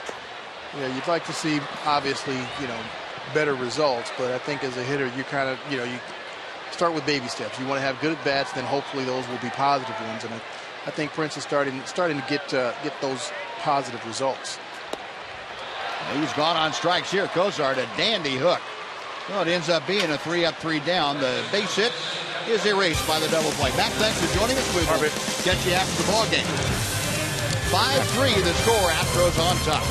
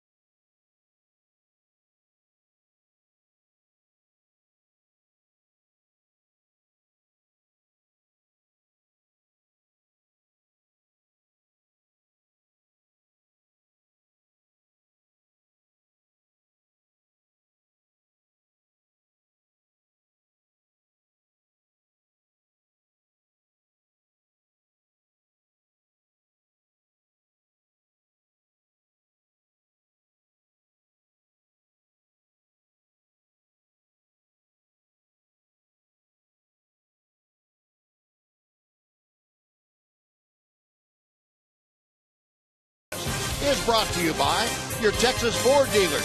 Take the EcoBoost Challenge to see why Ford is the best in Texas. Top of the 6th inning, Tanner Shepard's back out there. He will face the middle third of the Astros order, Altuve, Carter, and Corcoran. Here in the 6th inning, Altuve had the first hit of the night off of Shepard's. 1 on, 1 out in the 4th inning. He singled to right field. Takes a breaking ball that nibbles at the outside corner for a strike.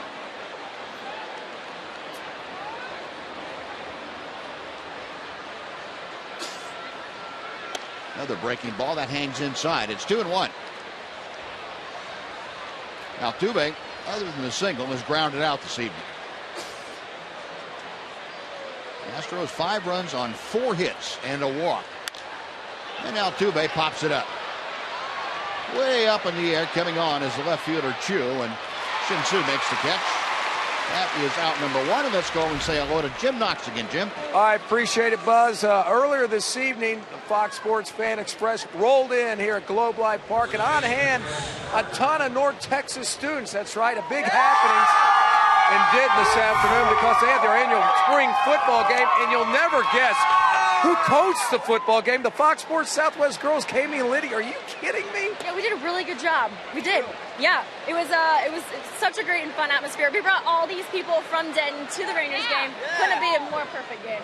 You know, we actually didn't win, so I don't know if we're going to be asked to coach next year, but it's okay because the other team started with 21 points. I heard when it was 4th and 10 at your own 5, you went for it. We went for it on every 4th down, you know. We're like, 4th down, just go for it. Great coaching, girls, and great to have the fine students at North Texas here. You want to give the Delta Gamma sign out? Yeah, there it is. There we go. All right, have fun. Shoot the Rangers on tonight, okay? There we go, guys. Thank you.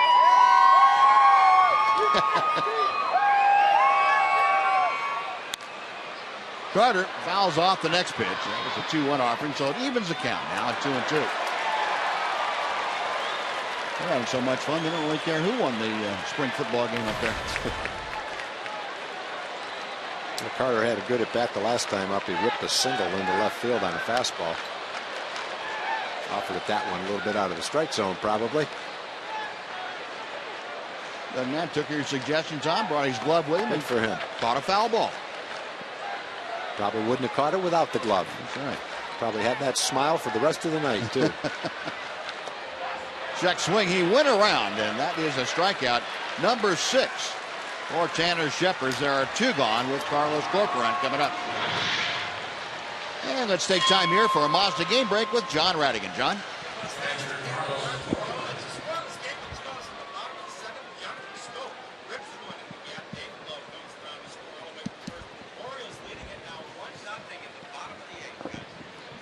All right, John, thank you.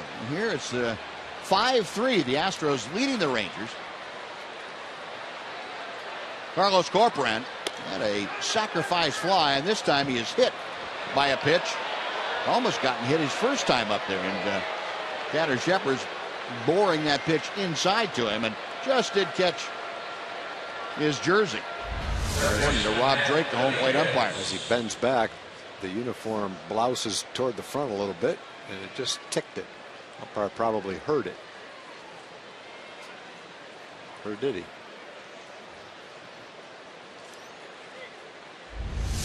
Well, no move at the Ranger dugout. Ron Washington satisfied that that's what happened. And now J.P. Arancibia are going to go out and talk with Shepard. Now you can still appeal before the pitcher gets on the rubber and the batter gets in the batter's box to start the next play. So until those two things occur, there's still an opportunity for an appeal in this case about the hit by pitch.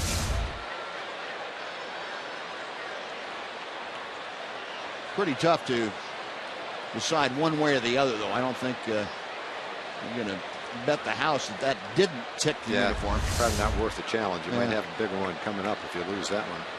Well, here's Matt Dominguez, who had an RBI single. Hits one hard to Kuzminov. Stays with a tricky hop, and he'll throw out his counterpart. Side retired, no runs, no hits. One man left after 5.5.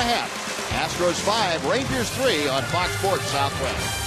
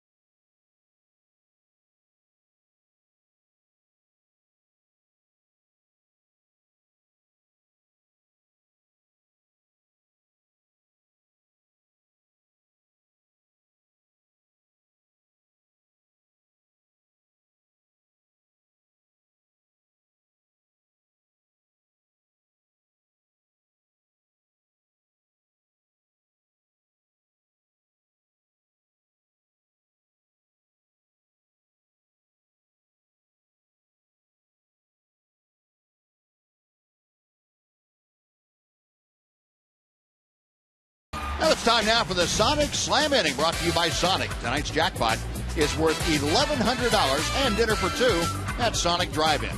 Tonight the Rangers are hitting for Jim Early from Flower Mound. And if a Ranger hits a grand slam during the inning, Jim Early from Flower Mound will win $25,000. You can register at any participating Sonic restaurant.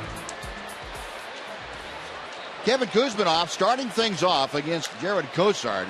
Well, he had a rip and fouled it straight back. It is 0-1. Yeah, last couple of games, Kevin's had some good rips. He's had a couple of hits, too. He's had some pitches out over the plate that he's had healthy swings at, and just fouled back right on him. Just hasn't quite connected on him. A rip and a foul tip, 0-2 the count. Kuzminoff, an RBI single back in the first inning, was hit by a pitch last time up.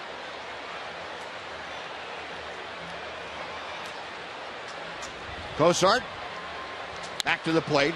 Kuzminoff drives one to right center, but Lester Fowler has a bead drawn on this one. That is out number one, and it will bring up Mitch Moreland.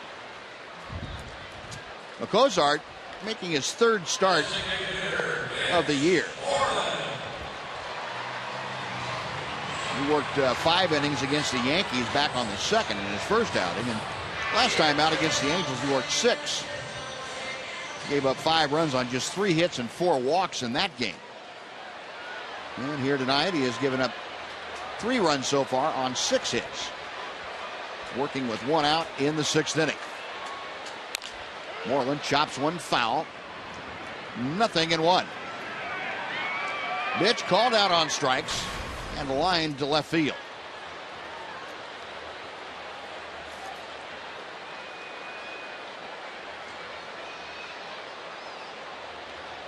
Moreland, his first home run of the year in the Wednesday game up in Boston against Jake Peavy.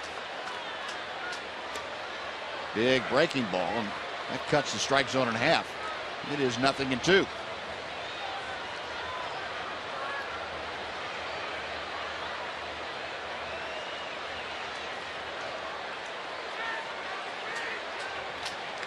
Cosart to the line.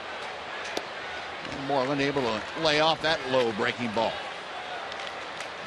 Cosart this spring had a ERA of 4.5. Had 4 spring training starts. Longest he went 5. And 5 hitless innings with 9 strikeouts against the Nationals. And he gets Moreland here on a swinging strike 3. And that is strikeout number 6 for Cosart. 2 away. The one curveball to hit in that count was the one that Mitch took for strike 2. Then Cosart bends off a beauty. Big breaking curveball straight down. It's well out of the strike zone, but halfway to the plate, it looked like it was going to be a strike to Mitch, and he just wasn't quite able to lay off it. They had one curveball to hit that he took, and then a tough one to hit that he ended up striking out on. Donnie Murphy, a perfect night. He has doubled and walked, scored both times. He's trying to get something going for the Rangers here with 2 outs in the 6th. Texas trailing by a pair. And Murphy, kind of a half-hearted swing at that cutter. I think he thought halfway through that swing, maybe I better not, but it was too late. 0-2.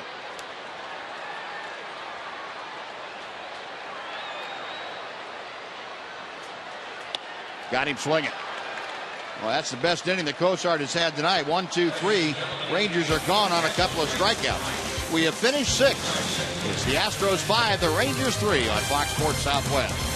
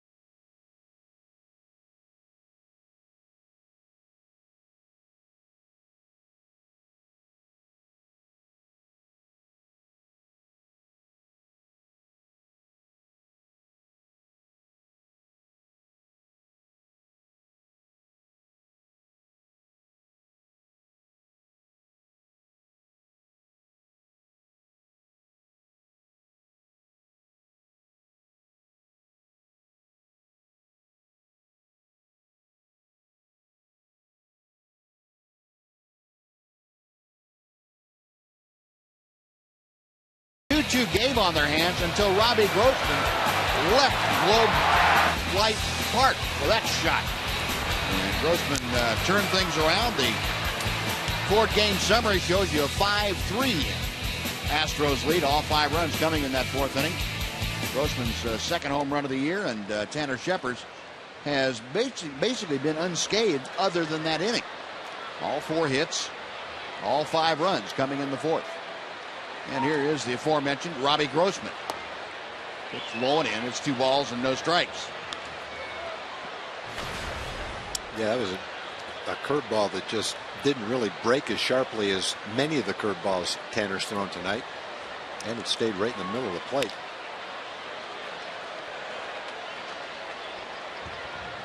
Two and one now. And Grossman, who had come into the game hitting .081, has gotten up over the 100 mark as he takes inside. It's 3-1. The Budweiser pitching line shows you 6 innings of work for Scheppers, 4 hits, 5 runs, all earned, and a walk with 6 strikeouts. Out of play to the left, and that fills the count. Now Grossman trying to get aboard to start off the 7th against Tanner Scheppers. Jonathan Villar, the shortstop, swinging a bat in that on-deck circle. Payoff pitch on the way to right field. This one playable out there. Alex Rios maybe 2 steps to his right. Hauls it in. That is out number 1, and VR will come up. Yeah, good comeback. Down 3-1 in the count. Made a good fastball there. Got it in on Grossman. A little soft line drive to right field. And before VR steps in, let's say hello to Jim Knox once again. Jim. All right, Buzz, overlooking Shin-Soo Choo right now in left field. And you know what? Big night on Tuesday, because first 15,000 fans, 14 and over, get this nice Choo jersey. I tell you what, let's hear a good Choo chant, and this could be yours. Let's go, Choo! Not bad. All right, we'll think about that. This Tuesday night, Shin-Soo Choo night, handing out 15,000 these nice jerseys, Buzz. Not bad. All right, Knox, we thank you. Skimmer over to Kevin Kuzminoff, and VR is thrown out for out number 2. Pretty nice play by Kevin Kuzminoff. Very nice. That thing took a little hop on him. Got there in a hurry, too. Now back to the top of the order now. Dexter Fowler coming up as you watch that last play. You watch this last hop that it takes right there. Looks easy in slow motion, but when you're sitting down there and that thing's coming at you at 90 miles an hour and takes that hop, it's not that easy. The first 3 innings, Tanner had allowed 1 base runner, and since the 5-run inning, he's allowed 1 base runner. Both of them were hit by pitches. And Fowler sending one high and deep to left center, but that's going to die near the warning track. Willis Martin pulls it in, and it's a 1-2-3 inning for Tanner Scheppers and the Rangers. Stretch time at Globe Life Park, and please now join the director of in-park entertainment, Chuck Morgan, as he introduces God Bless America. All of Major League Baseball, as we pause to honor the men and women of our armed services both at home and around the world. Tonight we invite you to join in singing God Bless America with Jessica Bradbury. God bless America, the land that I love. Stand beside her and guide her through the night with the light from above. From the mountains to the prairies, to the oceans, white with foam. God bless America, my home, sweet home. God bless America, my home, sweet home.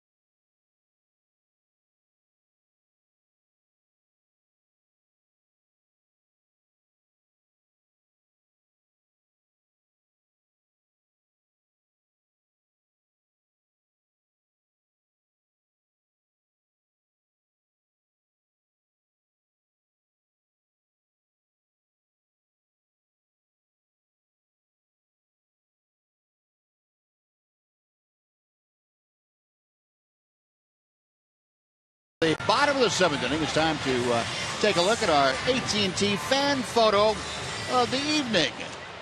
And the photos that you all sent in, we selected this one from Dan Huggins, and good picture. Looks like he's down at spring training. Dan, and that remember the hashtag Southwest fan photo opportunity, and we will select from the photos that we receive on the air during our broadcast.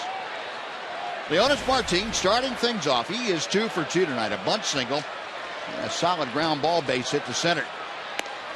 A strike from Cozart, and the Astros putting the shift on for Leonis. Something you don't normally see with him up there from other teams.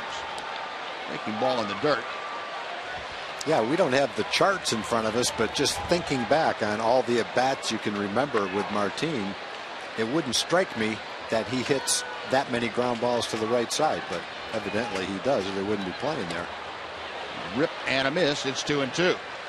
They were playing there the first time up. They would take the, let's see, the second time up. They would have taken a base hit away from him. Sure would have.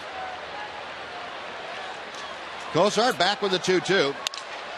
Ground ball got him on the fists a little bit. Now Altuve right there. Out number 1. And let's go over to John Wright again for a Mazda game break. John?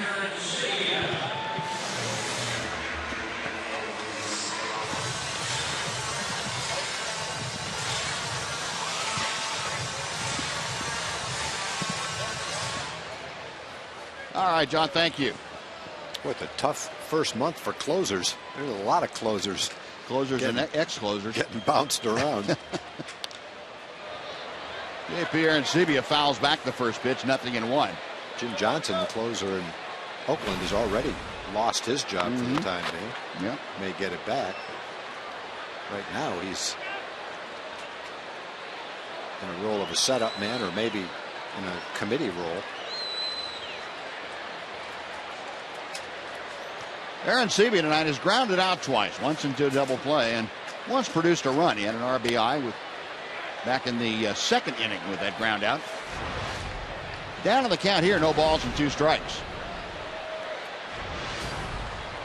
Cozart, his longest outing of the year. And Aaron Sebia fouls it back. And the young right-hander just over the 100 pitch mark, 104, as he faces Aaron Sebia. Yeah, Cozart's only 23 years old, and he has a lot to work with. He got great movement on the fastball that he cuts a lot. Really good curveball. He's only walked a couple of batters and struck out 7. So he's pitched a nice ball game tonight. A lot to work with here, a lot of tools. The 1-2. Popped up, shallow center field. A trio of Astros in pursuit. Altuve right on top of the sliding Alex Presley for the out. He snuck in like a little gnat and took that away from the 2 outfielders. That's a great catch. I think he sensed that the outfielders might not be able to get to it, so he just reached out with his back to the plate and makes a beautiful play. He's pretty far out there to make that catch. There's not many infielders can go out and make that play. No, you're right. Time and time again, you see infielders struggle to go back on pop-ups. But he went back a long way with his back to the plate. Looked like Omar Vizquel making that play. Well, it's a good thing Presley slid when he did, too. That could have been a nasty collision. Yeah, Altuve's not big enough to take a crash from the outfielders. That was a beautiful play by him, though. So 2 outs. Shin-Soo Choo up there for the 4th time. He takes a strike. That's something that he's been doing regularly in his first 3 at-bats. He has struck out all 3 times. Twice looking and once swinging. The 1-1 pitch.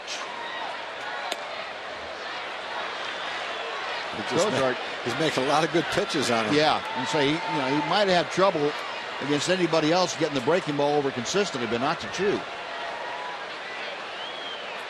A ball and 2 strikes. And the topper foul down the first base side. We'll come back and try it again. Well, Cozart's gotten more comfortable with his curveball as the game has gone on. Early in the game, he was either not throwing it for a strike, or he hung a couple that the Rangers turned into runs. But since that time, it's become a much more consistent and effective pitch for him. High tight fastball evens the count. 2-2 now to Chu.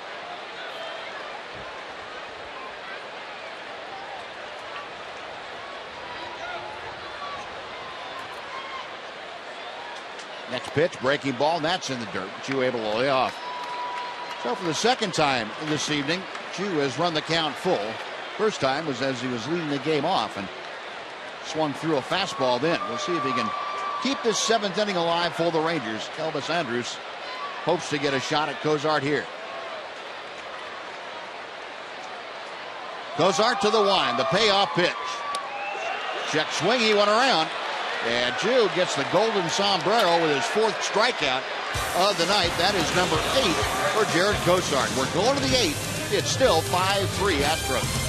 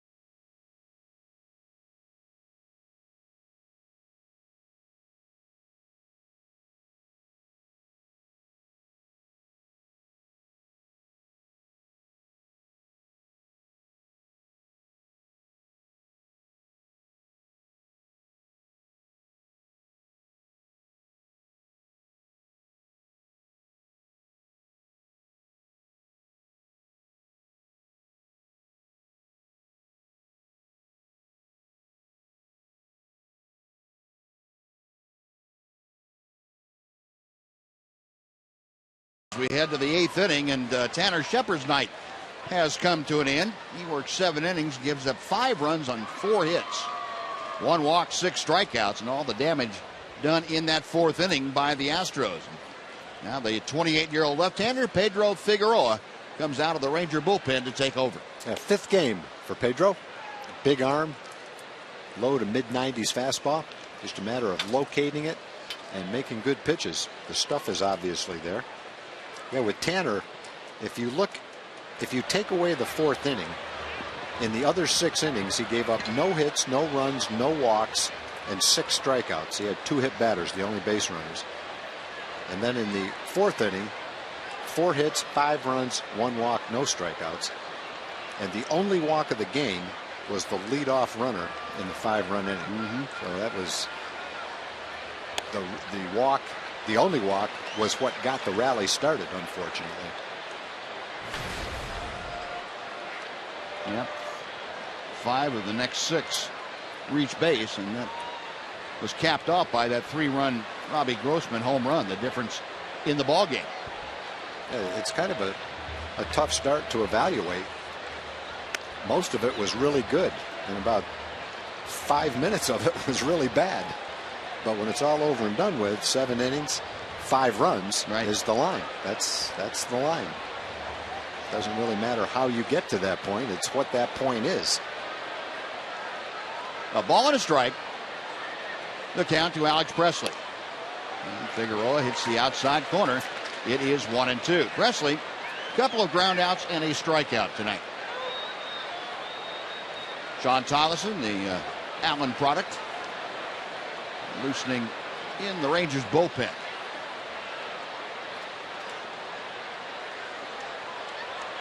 Figueroa back to the plate.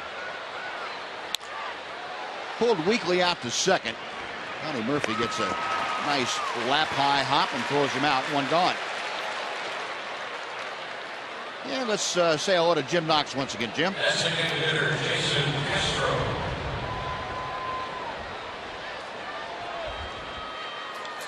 She's She's with her mom. She's with her mother-in-law, future mother-in-law, along with her bridesmaids. You could have gone anywhere. Why here at Globe Life Park? I've been a longtime Rangers fan. Scott Fletcher, shortstop. What? Yes, longtime Rangers fan. Where is your soon-to-be husband? His bachelor party is where? Oklahoma. He's going to go play golf. Oh, that's what he told you. All right. Anything? What a good excuse that. Anything else, Jennifer, you'd like to say? We're going to go party it up in Fort Worth and hope to celebrate a Rangers win. There we go. Okay, here's the bag. Congratulations. You picked the right spot, Jennifer. Thank you. They might have already started the party. I think so. Got a head start. Jason Castro takes the pitch outside from Figueroa. 1 ball and 1 strike. Castro 0 for 1 tonight. He had that walk that Tom was talking about in the 4th inning with 1 out. And a board came around to score on Carlos Corporan's sacrifice fly. That was the first run of the game and the inning for the Astros. It looked pretty harmless at the time. A walk, put 1 man on with 1 out. They hadn't had a hit yet. And we pretty much detailed what happened after that, unfortunately. Matt Albers, the big right-hander, loosened and ready in the Astros bullpen. Skied to center field. Jonas Martin measuring it. That is out number 2. Well, Figueroa has been able to go out there and get ahead of the 2 hitters, and he had fairly easy at-bats with both Presley and Castro. And he will not face the right-hander as Ron Washington coming out. Jose Altuve is going to be the hitter, and Ron Washington going out to call for the right-hander Sean Tolleson. And that call has been made. Pedro Figueroa finished after 2/3 of good shutout work. Tolleson coming on. And while he makes his way in from the bullpen, we will take a timeout. Back after this on Fox Sports Southwest.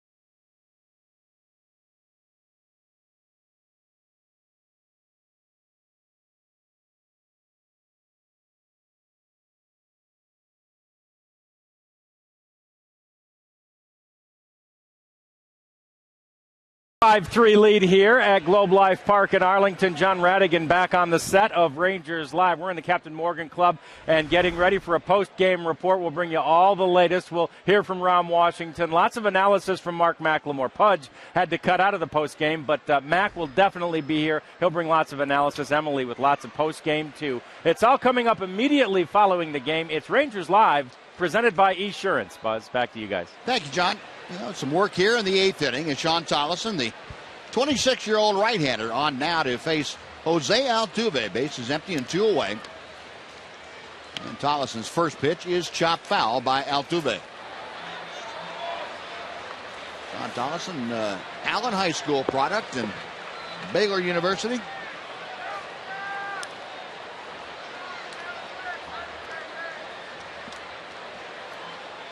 Right-hander ready, the 0-1 pitch. A ball and a strike. Altuve 1 for 3. And the first hit of the game for the Astros came around to score the tying run in that 4th inning. And he has another base hit to his credit as he whips a breaking ball into left field. A 2-out single, and it will bring up Chris Carter. First baseman Chris Carter. Probably not, definitely not as down, and as far away from Altuve as Sean wanted that ball. Altuve is kind of the Astros version of Dustin Pedroia.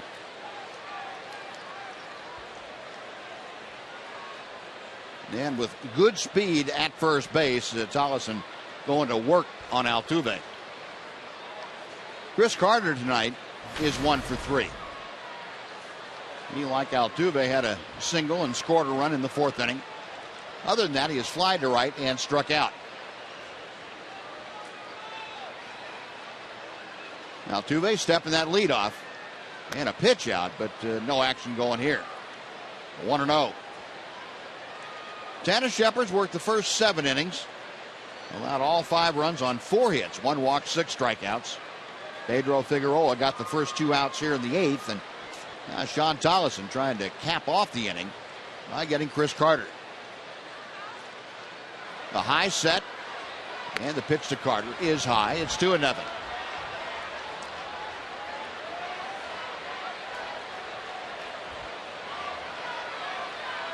Carter out checking with third base coach Pat Listach down there.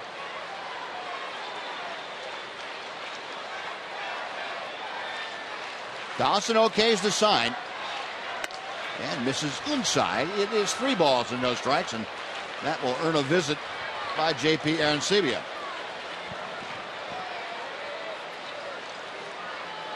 Rangers got Sean Tollison this winter, a waiver claim from the Dodgers. He was back in November.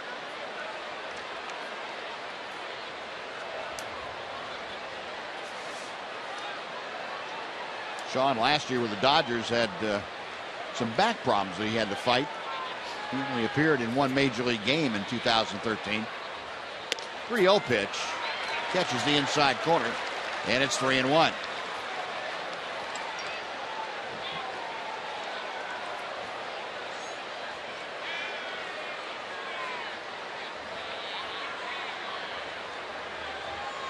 Altuve with the lead. Carter waiting as Tollison nods in agreement. And the 3-1 pitch. There goes Altuve. The pitch swung on and missed. Throw to second, not in time. And Altuve easily swipes second base.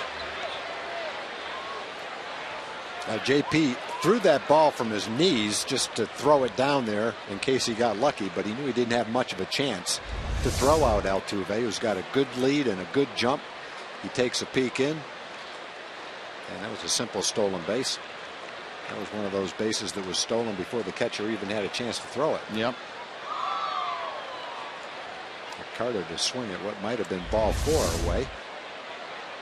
Well, the count is full. And the pitch from Tollison is low and outside, ball 4. That puts 2 men aboard for Carlos Corcoran. It's going to get a visit from Mike Maddox. We talked about Carter. Carter's got very good power. He had 29 home runs last year. He struck out over 200 times, but he walked 70 times, which is a pretty solid number. And he laid off a tough 3-2 breaking ball right there. Well, that's why we have a second here. We're going to tell you that the next Nolan Ryan Beef Dollar Hot Dog Night is coming up Wednesday, April the 16th. Rangers take on the Mariners. It's a 7:05 game, and you can come in and eat all the Nolan Ryan Beef hot dogs you want, and you can for $1 a piece. Tickets are available at TexasRangers.com, and still plenty of good seats for that series. Yeah, so what should you do? Eat as many as you want or as many as you can? I think want. Want is the key, yeah. Because you may not want all the ones you can. Yeah, that's a good point. You may definitely live to regret that. How many hot dogs do you think you could eat, average size hot dogs, if you had to? Oh, not nearly 5? as many as I could. 5? Yeah, probably. Not nearly as many. Probably 10 years ago I could have doubled that. Could you? Yeah. Yeah. I had a lot more capacity. Now, conference concluded. Here's Corcoran, a swing and a miss on the first pitch. As Tollison pulled the string. Corcoran, sacrifice fly that drove home the first Houston run tonight. That back in the fourth. He also flied to left and been hit by a pitch. Hot dog eating is a sport, you know. It is. It is, yeah. I can't remember the guy's name, Joey something. He threw out the first pitch in Oakland about 3 or 4 years ago. Now, okay, it's a sport. Does that mean hot dog eaters are athletes? I wouldn't go that far. Fritz Dykert knows that name, Joey Chestnut. There was a day about a year and a half ago where Fritz might have tried to beat Joey Chestnut in a hot dog eating contest. Since that time, I got to get a picture of Fritz Dykert. Yeah. People may have seen him a couple of years ago. He's lost 100 pounds.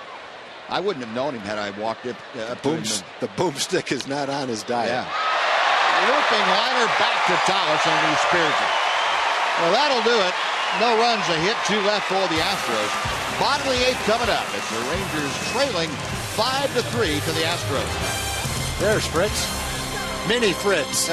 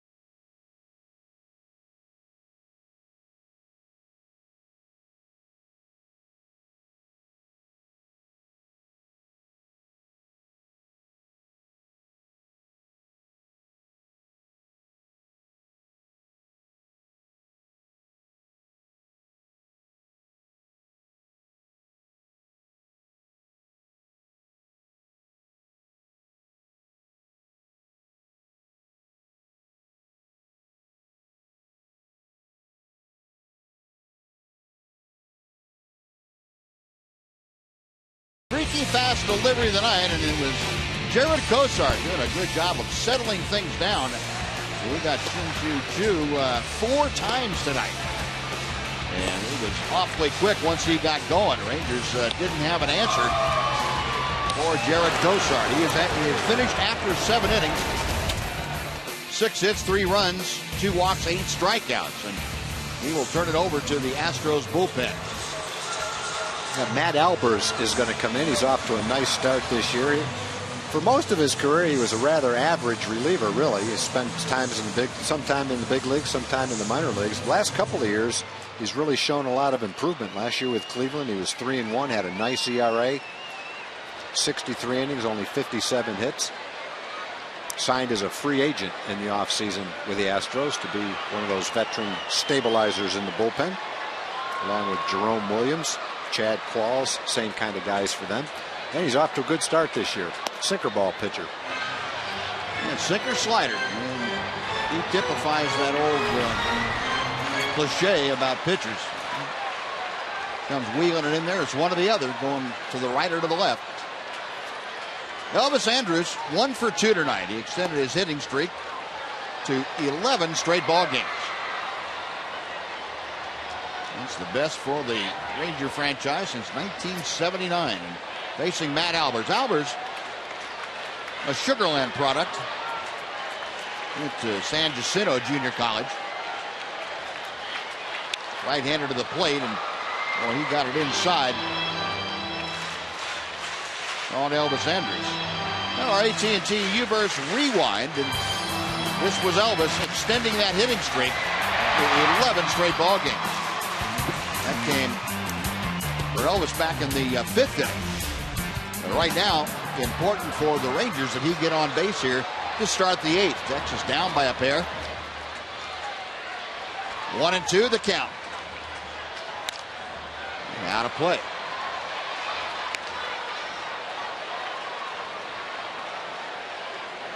Daniel McCutcheon up and loosening in the Ranger pen. Talking to Andy Hawkins.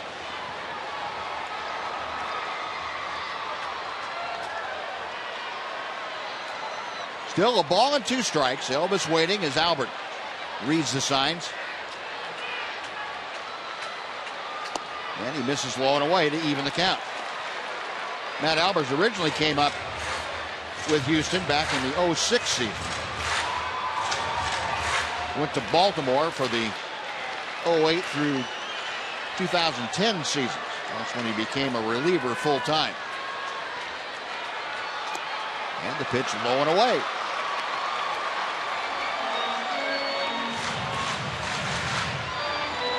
Scoreboard has 2-2. I believe our scoreboard is right on our box clock. It's 3-2.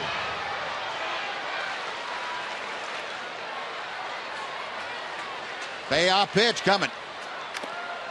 Fouled away. And try it again.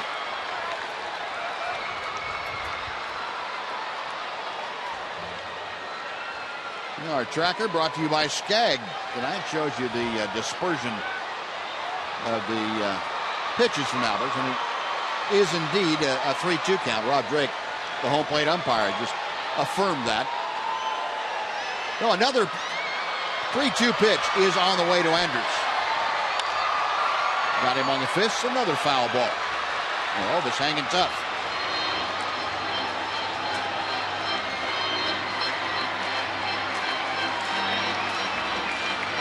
Elvis with that batting average at .295. Elvis has one of those sinkers. It's tough to make solid contact with it. It's got good movement on it. You can tell by the way Elvis is hitting on top of the ball that it is sinking, and it's tough to center. And another ground ball foul. One that kind of been on his fist, making a lot of good pitches to Elvis. I used to hear guys say when they faced a guy with a good sinker, they'd move up in the box toward the pitcher. Would you make a change like that? Yeah, a lot of guys are uncomfortable if they're not standing in the same spot, but it's kind of the same concept with a knuckleball. You move up in the box to get it before it finishes sinking, and maybe get it before it does sink. That one almost sank right into the jersey of Elvis Andrews, and he's on for the 3rd time tonight. Well, the Rangers getting a leadoff walk, and let's see if that'll ignite a little comeback action here in the 8th inning.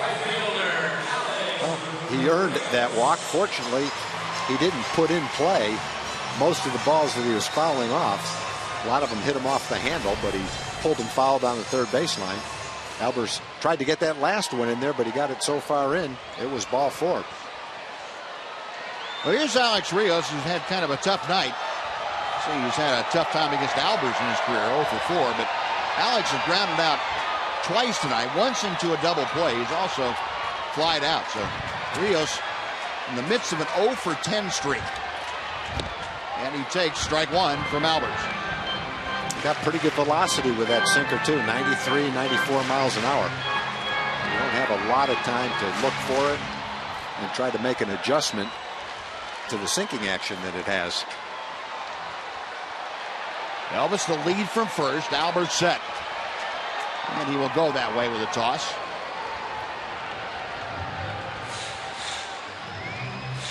And Joaquin Soria now up and loosening. Just in case the Rangers able to take the lead here in the bottom of the 8th. Or tie it up.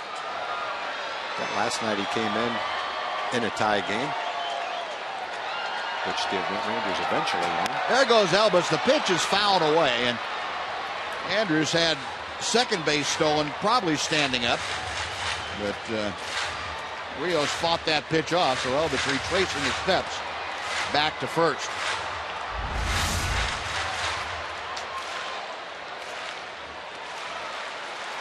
That would have been a no contest at second.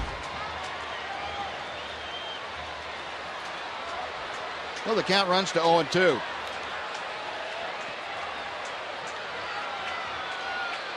Whoa, Snap throw. They almost got him leaning the wrong way. Albers a little quicker move than what he featured before.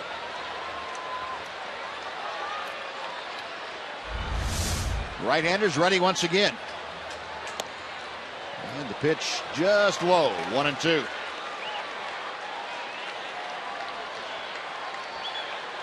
Rios, you remember, had an 8-game hitting streak. And that was snapped. And well, he's gone from the penthouse down to the basement right now. Trying to break out of it here. Elvis on the move. 1-2 pitch. That ball is hit deep. Left center field. Way back at the wall. It's off the wall. Elvis will score easily into second base with an RBI double. And welcome out of the doldrums, Mr. Rios. 5-4, Houston. Well, he figured out how to get that sinker into the air and lined it right into the gap with 2 strikes. Albers ahead in the count. Elvis running on the play, scores easily, and Alex puts a charge in that one, and he is now the tying run at second base with nobody out for the middle of the lineup. That's not a terrible sinker. It's sinking down and in. He just put a great swing on it. Well, that caroming right off the 390 sign out there. Well, the Rangers back to within 1. They have the tying run at second, nobody out. And Prince Fielder is the hitter. A rip and a miss at the off-speed pitch. Fielder 1 for 3 tonight. 3 for 11. Fielder is against Matt Albers. He does have a home run.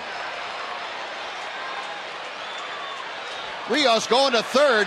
The throw is high, but he's out.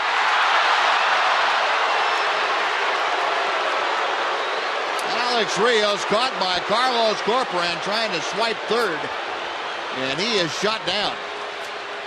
It's a little tougher to steal third with a left-hand hitter, but he very seldom gets thrown out. He generally gets a great jump. Excellent base runner.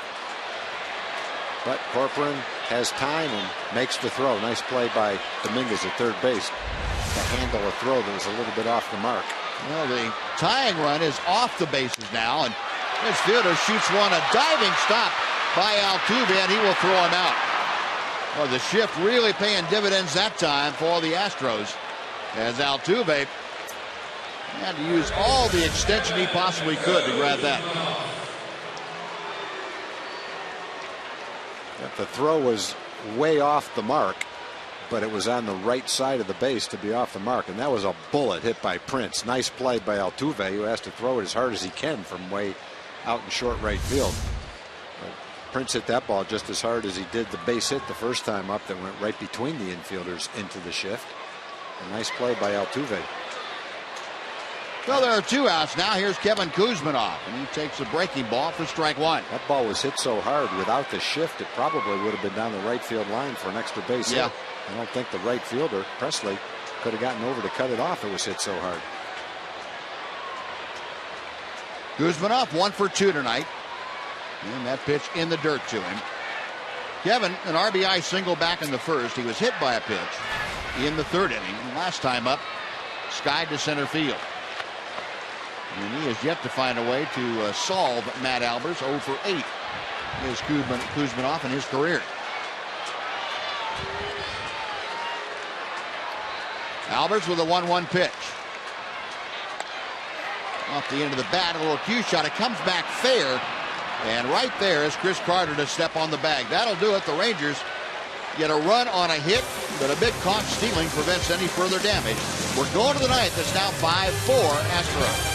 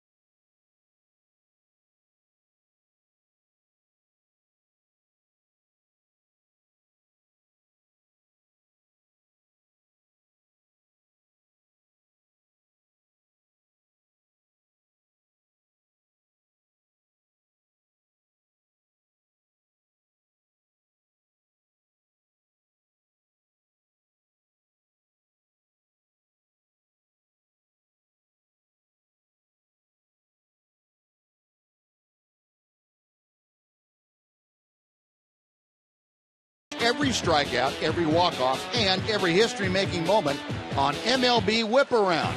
It's weeknights at 9 p.m. Central on Fox Sports 1 and streaming live on Fox Sports Go.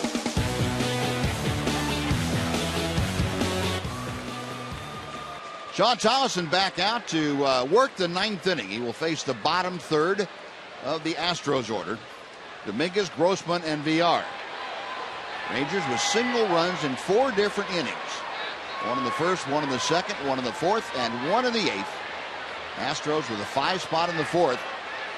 The sum total of their scoring efforts. And a strike to Dominguez, who is 1 for 3 tonight. RBI single for the Astro third baseman. Drove in his 4th run of the year back in that 4th inning. And the pitch off the outer edge. 1-1 the count.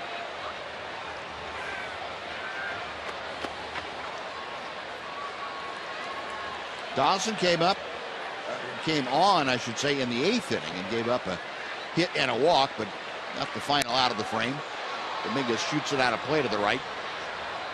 And it makes it a ball and 2 strikes.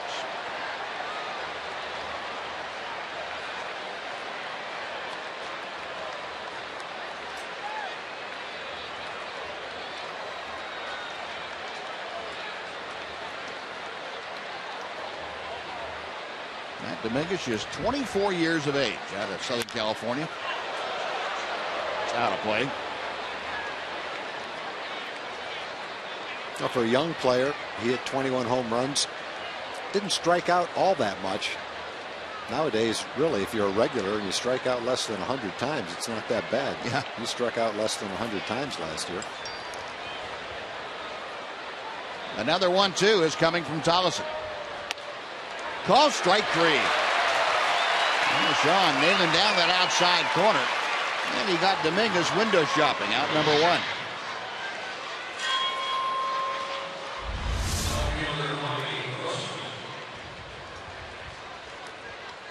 Pretty tough pitch for a hitter, right near that outside corner, close enough to go either way, and that one went Sean's way. Now it's Robbie Grossman, the difference in this ball game. Grossman, the 3-run home run in the 4th inning.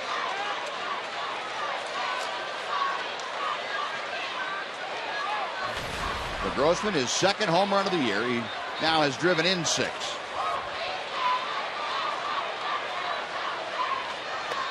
And Tolleson misses down and away for ball 1. Grossman this year has a grand total of 4 hits. 2 of them been home runs. That's getting the job done with a minimum number of safeties.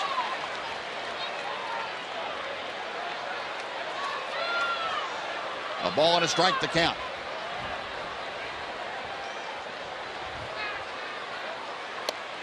Now 2-1.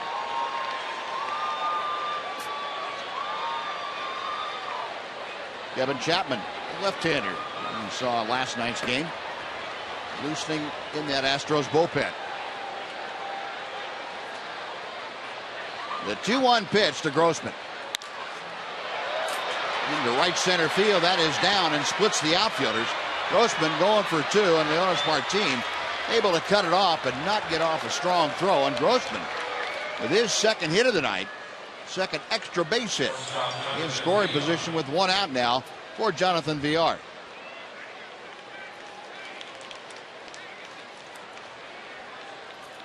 And the Astros 6 hits, and for Grossman his first double of the year. He got a pretty good fastball that he had, the hanging breaking ball that he hit the 3-run homer on, and that fastball up and near the middle of the plate, lines it into the gap. Leonis was playing over in left center field, so he had a long way to go to get that ball. By the time he sprinted after it, didn't have any way he could get much on his throw. First pitch to Villar is a breaking ball that's in the dirt. And Grossman thought about trying to go to third, but Aaron Sebia jumped on that ball pretty quickly. Villar has grounded it out 3 times tonight. Twice to third, once back to the pitcher.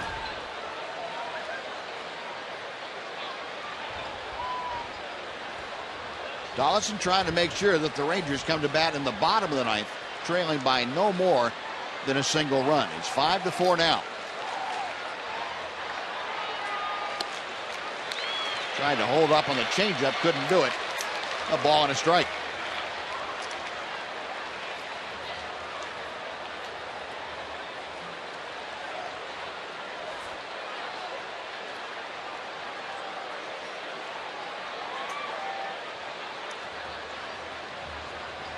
Donaldson checks second.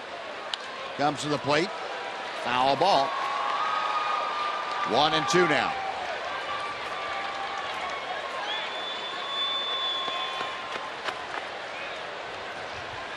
VR last year made his major league debut with the Astros. He's up there in a situation now with Grossman at second base and 1 out. VR last year played in 58 games, hit .243.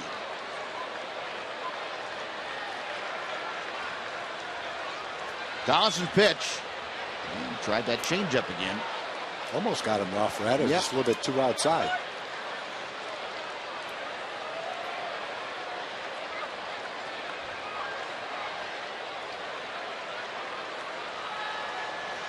Grossman establishing his lead at the bottom of your screen.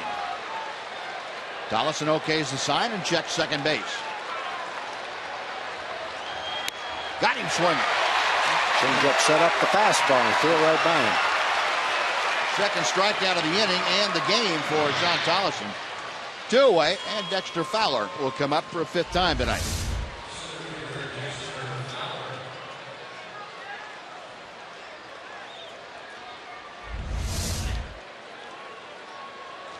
Fowler, 3 strikeouts and a fly ball to center as Jason Frazier starting to loosen in the Ranger bullpen.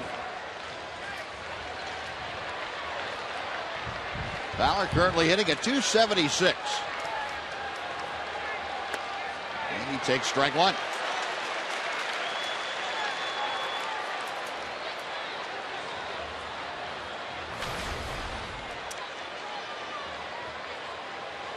Fowler, as you can see, in a short sample against Donaldson, has been perfect. 2 for 2.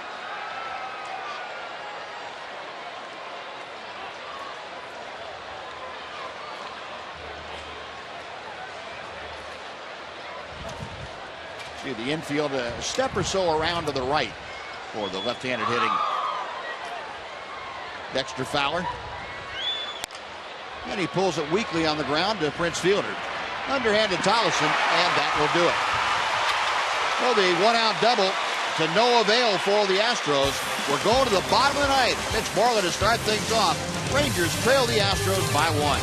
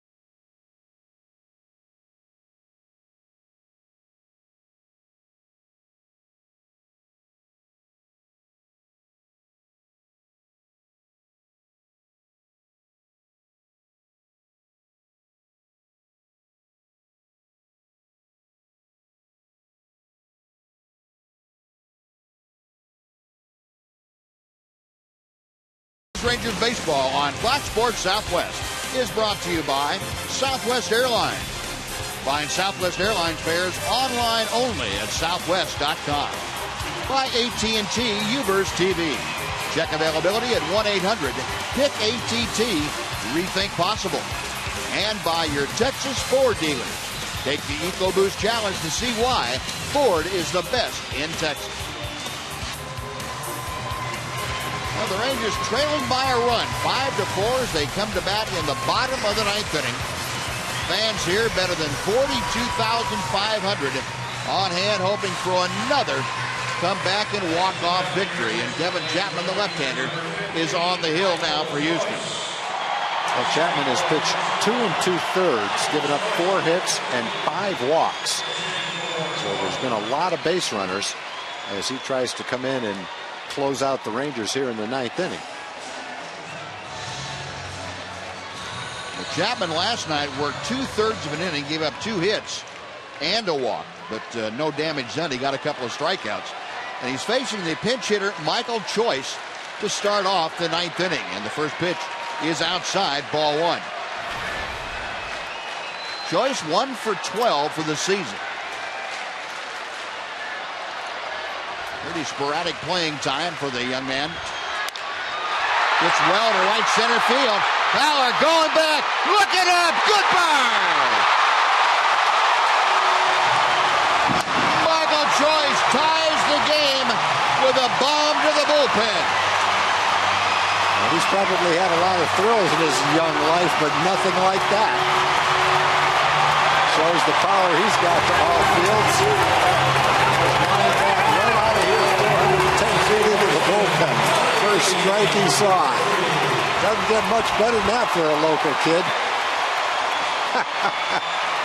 The pride of Mansfield and UTA lighten up the home folks.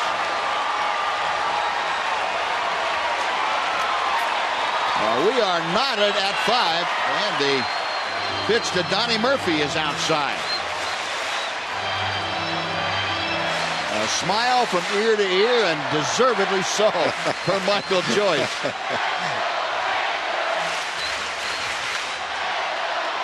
Breaking ball inside. 1-1. Excuse me, 2-0. He was ready for that fastball. That's a force off the bench right there. A guy can come up with that kind of power in a 1-run game. And the pitch is low. 3 balls, no strike.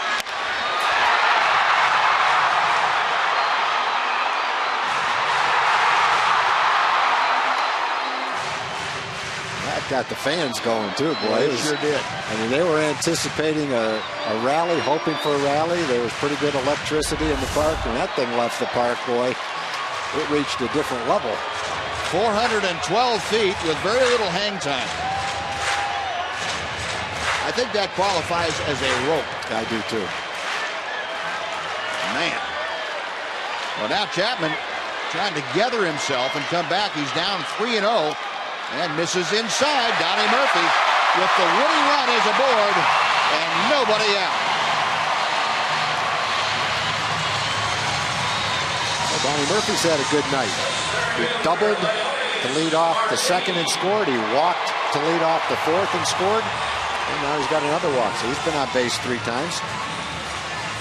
Yeah, and he scored the first 2 times he was on, but can he make it a threesome tonight? Robbie Ross Jr. talking to Michael Choice. Robbie's just as happy as he is.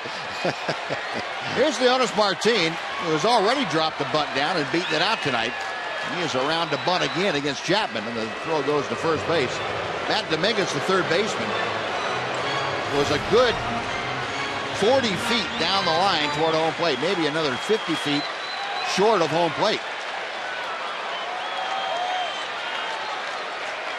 Chapman set again. Around to bunt is Martin. The bunt is down, and it rolls into foul territory. We'll come back and try it again. And Martin already has a bunt in a sacrifice situation that turned into a base hit. That was back in the second inning. It's not going to be easy for him if he tries to bunt the ball to third to get the sacrifice down. Dominguez is way down the line. Yeah, he needs to bunt this ball to first base. If he was really gutsy, slap one by Exactly. That's what I was thinking. Dominguez coming down the line again. Now Chapman steps off. Benjamin Molina, the Ranger first base coach, over there to say something to Donnie Murphy. Altuve, the second baseman, cheating in and over toward first. Martin around to bunt and bunts through it. A chopped foul. 1 ball and 2 strikes now to Leonys Martin. On Washington relaying the signs to Gary Pettis, the third base coach. Kevin Chapman gave up the leadoff pinch hit home run to Michael Choice, walked Donnie Murphy. And now with an 0-2 count, he's facing Leonys Martin. Again around to bunt, and the bunt is down in fair territory. Corcoran thought about something, goes to first. The sure out. Altuve covering, so into scoring position is Donnie Murphy with 1 out. I thought when he pounced on it, there might be a play at second, and then seeing the same thing that he saw where Donnie Murphy was, he made the right choice by getting the 1 sure out at first base, but it does put the winning run at second base. And a good job by Leonys with 2 strikes to get the bunt down. Yeah, very good job. How many times over the last couple of years we've seen Elvis Andrus have to do that, go to 2 strikes, and get 1 down too. Yeah. Well, Brent Strom, the pitching coach, out there to talk to Kevin Chapman. J.P. Arancibia is the hitter. No, Ranger catcher last night won it in the 12th inning. Robinson Chirinos with the base hit, driving in Kevin Kuzminoff. And tonight, J.P. Arancibia, the same kind of opportunity with 1 out here in the bottom of the ninth. The 5-5 ball game. We saw Anthony Bass out in the Astros bullpen. He is ready if needed. At first, it's Chapman against Arancibia, who's 0 for 3. Breaking ball inside, 1 ball, no strikes. Arancibia has twice grounded out, once into a double play, and also popped out to Altuve, the second baseman. Donnie Murphy, the lead from second. He is the winning run. Breaking ball, and that stays high and outside. It is 2-0.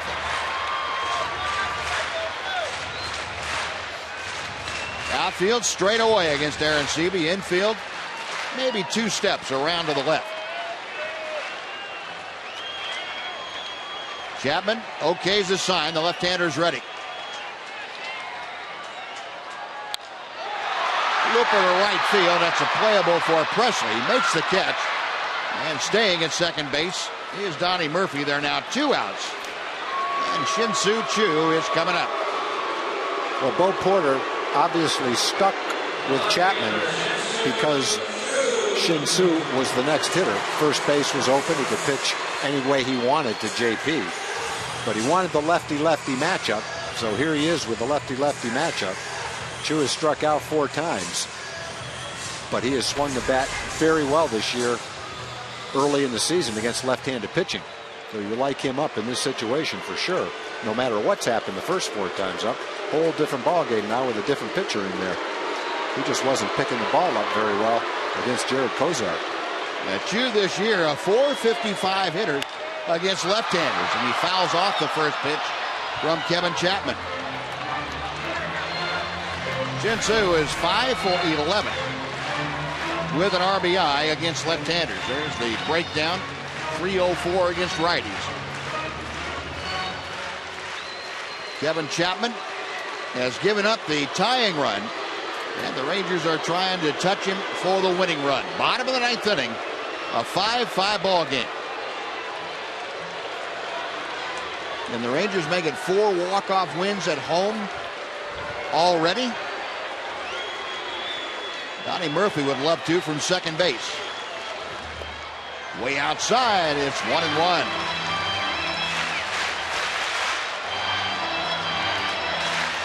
Rangers already have the most walk-off victories this year with 3.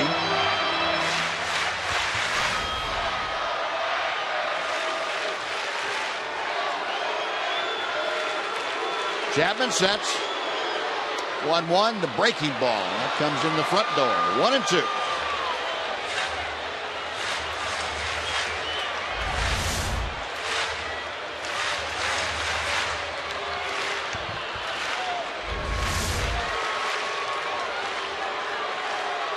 HOU, a .315 hitter. Kevin Chapman, lanky left-hander. Back to the plate. Blowing outside. 2 balls, 2 strikes.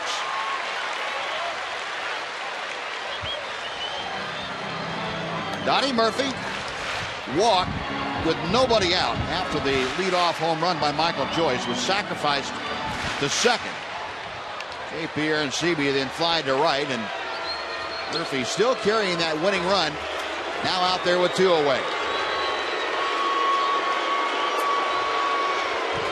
The crowd giving the choo chant. 2-2 is the count. Now time call.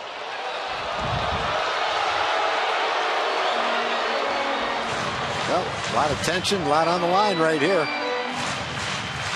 A little gamesmanship maybe. Big, huge gap in right center. Right fielder's playing the pull. The center fielder's playing over in left center field. Outside, 3 balls and 2 strikes. Well, if Chapman were to lose Jew, he would not face Elvis Andrus, who is the on-deck hitter.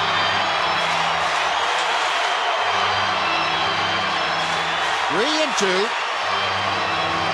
The crowd, most of the 42,577 still here, and a lot of them on their feet.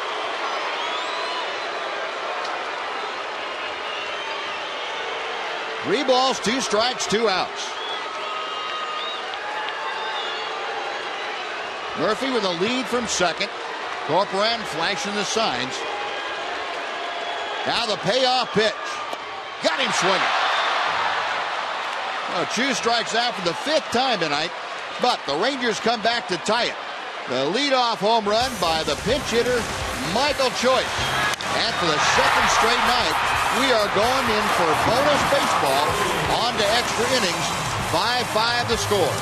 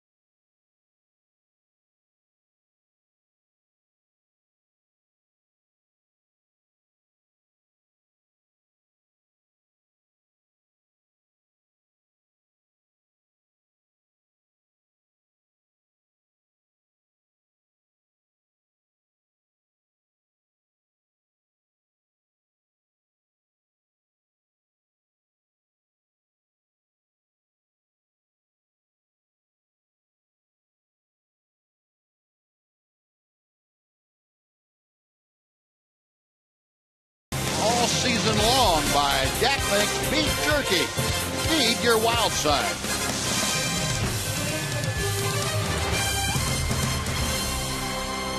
Yeah, 2nd straight night of extra innings here at Globe Life Park. Joaquin Soria on to pitch the 10th inning, just as he did. No, he pitched the 9th last night. Take it back. Washer probably used the same pitchers in the same order tonight. Try for the same formula. Hopefully they won't go quite as far. Won't have to use as many pitchers tonight as he did last night. It'll be Presley, Castro, and Altuve, the first three up here in the 10th inning to face Soria. Joaquin last night in that 9th inning had a walk and a strikeout. Foul back to the screen. Presley now down to the count, 0-2. Presley last night grounded out to second base against Joaquin Soria. Rangers 5 runs on 8 hits. They have had 5 different innings where they put up a single run. All the Astros scoring in that 4th inning against Tanner Shepard. He is off the hook. Ground ball right back to Soria. It almost knocked him back up the mound. Staggered him, but it didn't knock him down. 1 out. Took something off that one. Got the tapper back to the mound. Good start to the 10th inning. You got to charge these ground balls. That a boy, Joaquin.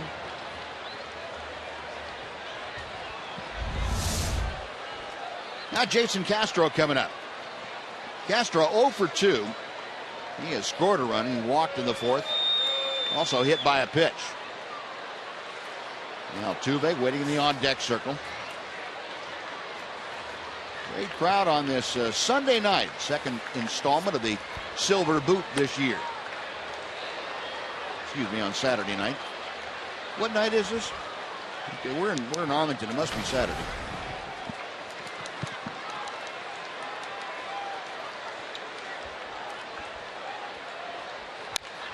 That ball's ripped to right field down the line. It is off the wall and caroms away from Rios. Into second base. Rios having trouble picking it up. Going for third is Castro. He is in, standing at third base. Now that ball shot off the angled wall out there and ran parallel to the wall in straightaway right. And before Rios could pick it up, all the way around to third went Castro. Well, he hit a slider that stayed up. Fortunately, it stayed in the ballpark.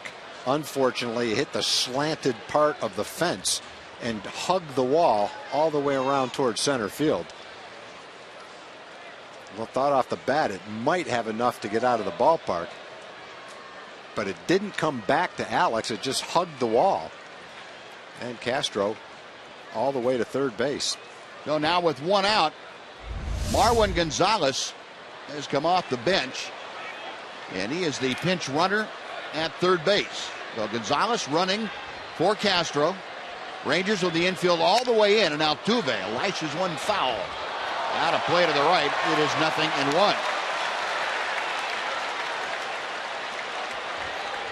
Altuve 2 for 4 tonight.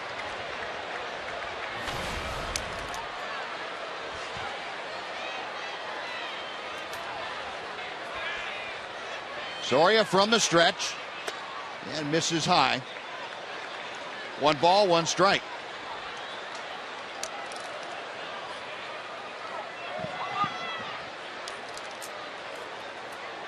Rangers in at every infield position.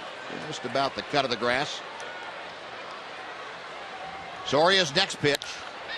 Skied to right field. That's going to be deep enough to score Gonzalez. Way back in the alley is Alex Rios to make the catch. Tagging at third is Marwin Gonzalez. He comes down the line to score the run, and the Astros here in the 10th inning take a 6-5 lead.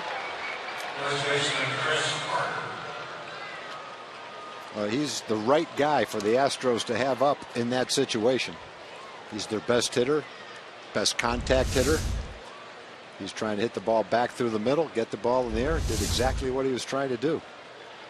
Saw the reaction of Joaquin Soria slapping himself on the thigh after that pitch. Just wasn't down where he wanted it. 1 ball, no strikes the count to Chris Carter. Now 2-0. Carter, a single and a run scored. He's also walked tonight. 1 for 3.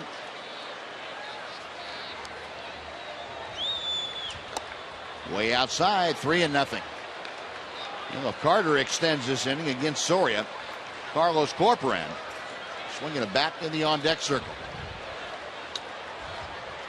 Going to be careful here with Carter. Might have the green light 3-0 And he takes one right down the middle.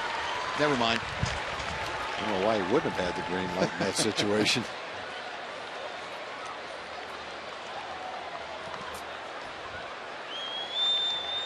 Soria back to the plate. And he hits the inside corner. It's like a little cutter that just got in there. So the count is full.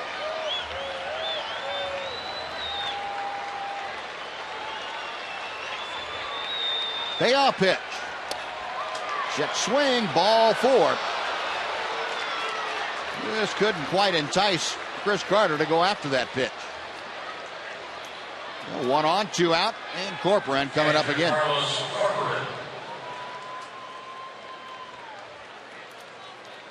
Corcoran tonight been hit by a pitch, 0 for 2 officially, and a sacrifice fly.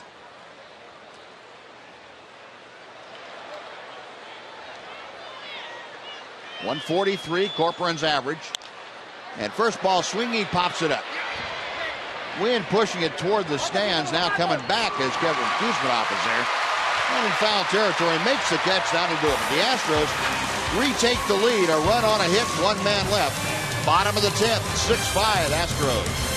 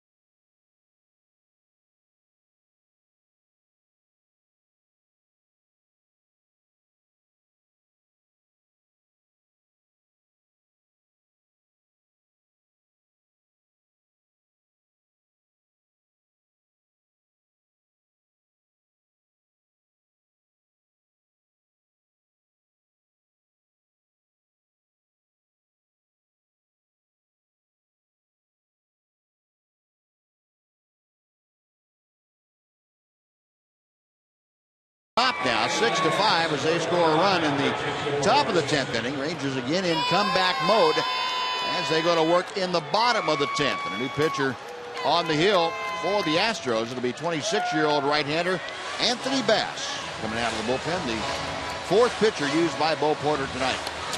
This will be his 5th game. He does have 1 save. The Astros have 3 saves by 3 different people. Chad Qualls has a save. Fields has a save, and Bass has a save. Well, the Rangers have their 2, 3, and 4 hitters coming up. Elvis Andrus, Alex Rios, and Prince Fielder to face Bass. Elvis is 1 for 2 tonight with a pair of walks and a pair of runs scored. He led off the 8th inning by walking, and he came around on the Alex Rios double.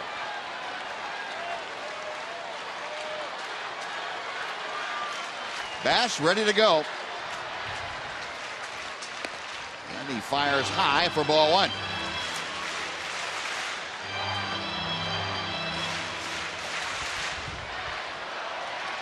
Anthony Bass, basically a fastball slider, but he will mix in an occasional changeup.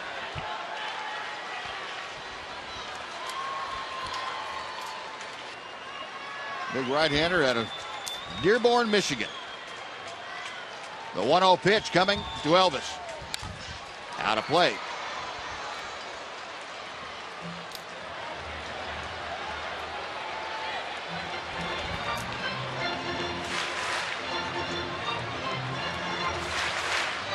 Anthony Bass acquired from the San Diego Padres this last offseason by the Astros. Player to be named later in that transaction. 24 games last year for San Diego. And Elvis fouls back that next pitch. 1-2 now.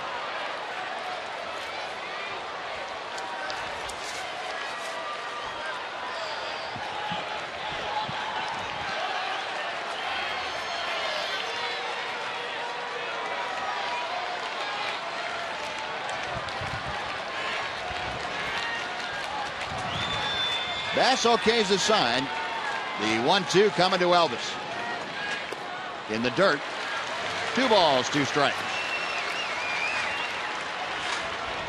Elvis has walked a couple of times tonight. First 2 walks of the season. Came into the game with 42 at bats and no walks. But he's eyeballed them tonight. Trying to get on base here to lead off the 10th inning. And the pitch is low. It's 3-2. So Elvis trying to get aboard. He will be followed by Alex Rios. Rangers trailing by a run. We play in the bottom of the 10th inning. Anthony Bass facing Elvis Andrus. The payoff pitch on the way. Line drive. Altuve has it go under him and out into right field for a base hit. Well, that was a scorcher off the bat of Andrus. Altuve tried to get in front of it and had it go right under his glove. It looked like a catchable ball. It was obviously hit very hard. Looked like Altuve got to the ball. He goes down on both knees and kind of turns his back to the ball. And all he had to do is put his glove down. The ball's right next to him. I guess he's going to get hit by that one. It's going to hit him in the rear end. Pretty tough to field a ground ball like that. And that's going to go down as a base hit for Elvis, his 2nd of the night. And the 9th for the Rangers. So the Rangers have the tying run at first, nobody out. And here's Alex Rios, who doubled home Andrus the last time Elvis was aboard. Bass with the first pitch. And it's low for ball 1. Rangers seems like they've been coming back, trying to come back every inning since the 5-run 4th inning by the Astros. But 3 solo runs, had a man in scoring position, the winning run in scoring position in the bottom of the 9th. And a little talk with the pitcher right here. Fans have seen a pretty exciting ball game tonight. Again. Yeah, what's new? Brent Strom out there to talk to Anthony Bass and see if they can get their signal straight. Now the 8th inning with Elvis Andrus aboard. Alex Rios against Matt Albert. He really put a charge in. I thought when Matt left the bat that it was out of the ball. Yeah, I did too. I think off the bat Alex might have thought the same thing. It ended up being a double, and then Rios was caught trying to steal 3rd. Rangers able to come back going tied in the 9th, and they need to come back here again in the 10th, trailing 6-5. 1 ball, no strikes to count. Rios waiting. Andrus with a pretty good lead at first base. And Bass goes that way. A quick move. That was close. Be careful. They know you're thinking about going.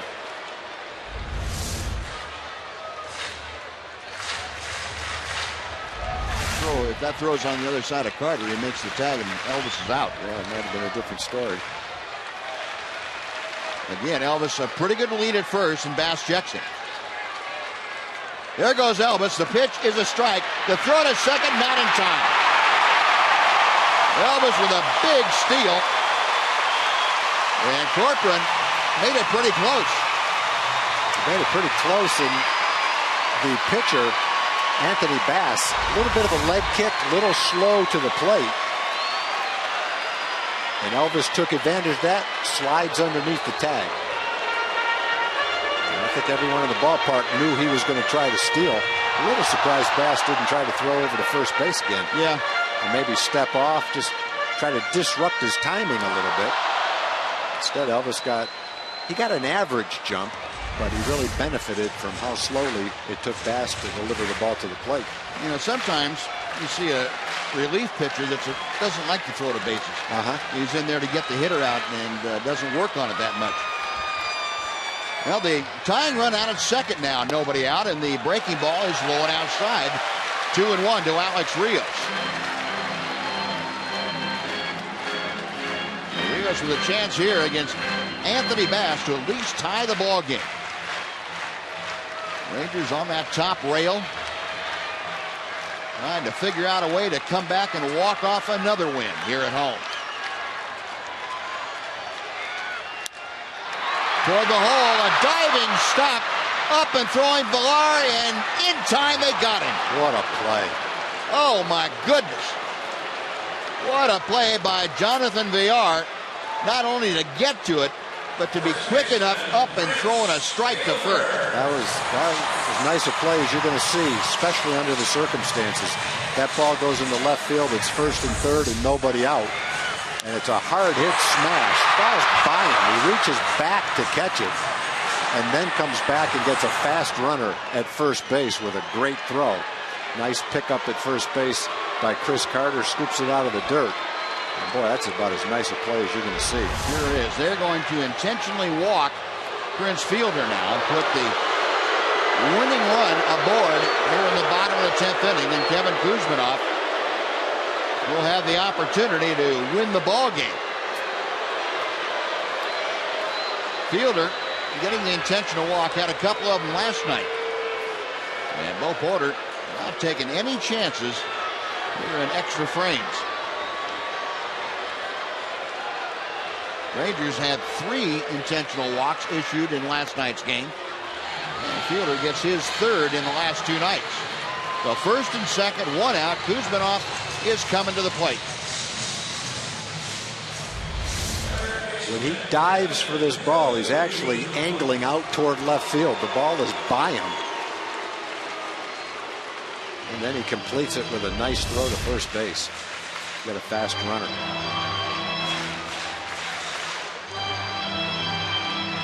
Andrus at second, Fielder at first. 1 out in the bottom of the 10th inning. Rangers down by a run. Kuzminoff tonight an RBI single in the first inning. Bass, a check of the runners. Swinging strike to Kuzminoff.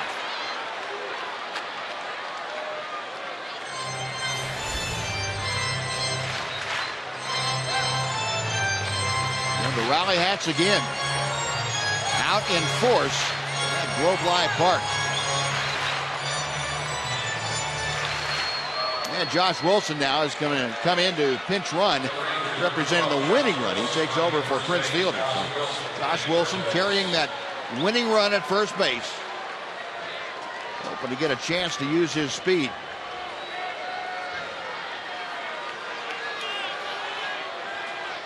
No balls and a strike to Kuzminoff.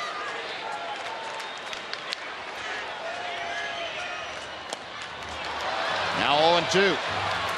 A good slider from Anthony Bass.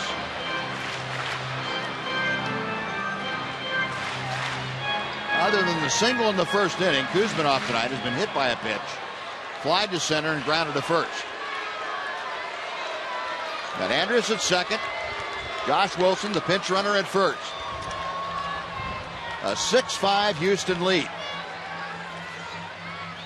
In the dirt. And going to third is Elvis. He'll make it. He'll make it as Corcoran couldn't find the handle.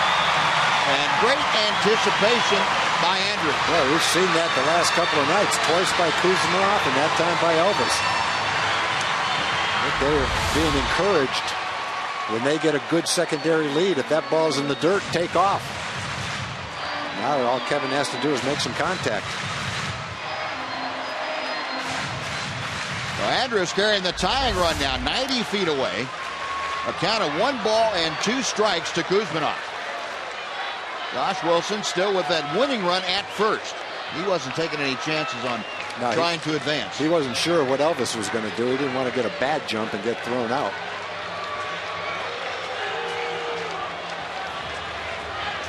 Bass studying the signs. The right-hander is set. 1-2 pitch. Got him swinging. like he threw him a hanging slider that time, and Kuzminoff swung through it. And that is out number 2. It brings up Michael Choice with a chance to do some damage again.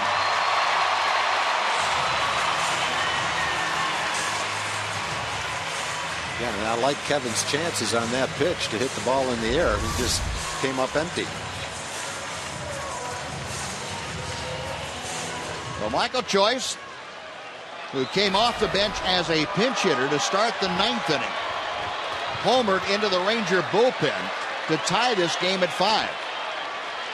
Got a chance here to either tie it or win it, and takes very high for ball 1. We'll take you back an inning.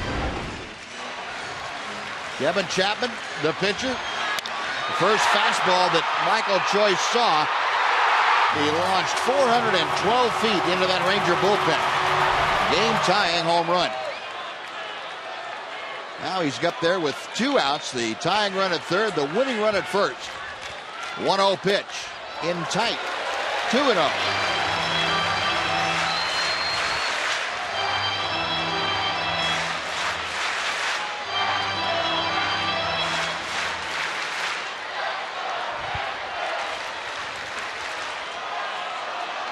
Bass, a long look in as Corcoran flashes the signs out. The 2-0 pitch coming to Choice. Off the end of the bat down to first, and Chris Carter will step on the bag, and that will do it. So Bass gets himself into some hot water with a base hit and a walk, but he strands too. And the Astros have evened this series up and stopped the Rangers' 12-game winning streak against Houston. The final tonight, in 10 innings, the Astros 6 and the Rangers 5. And John Radigan will be back from Globe Life Park to wrap things up right after this on Fox Sports Southwest.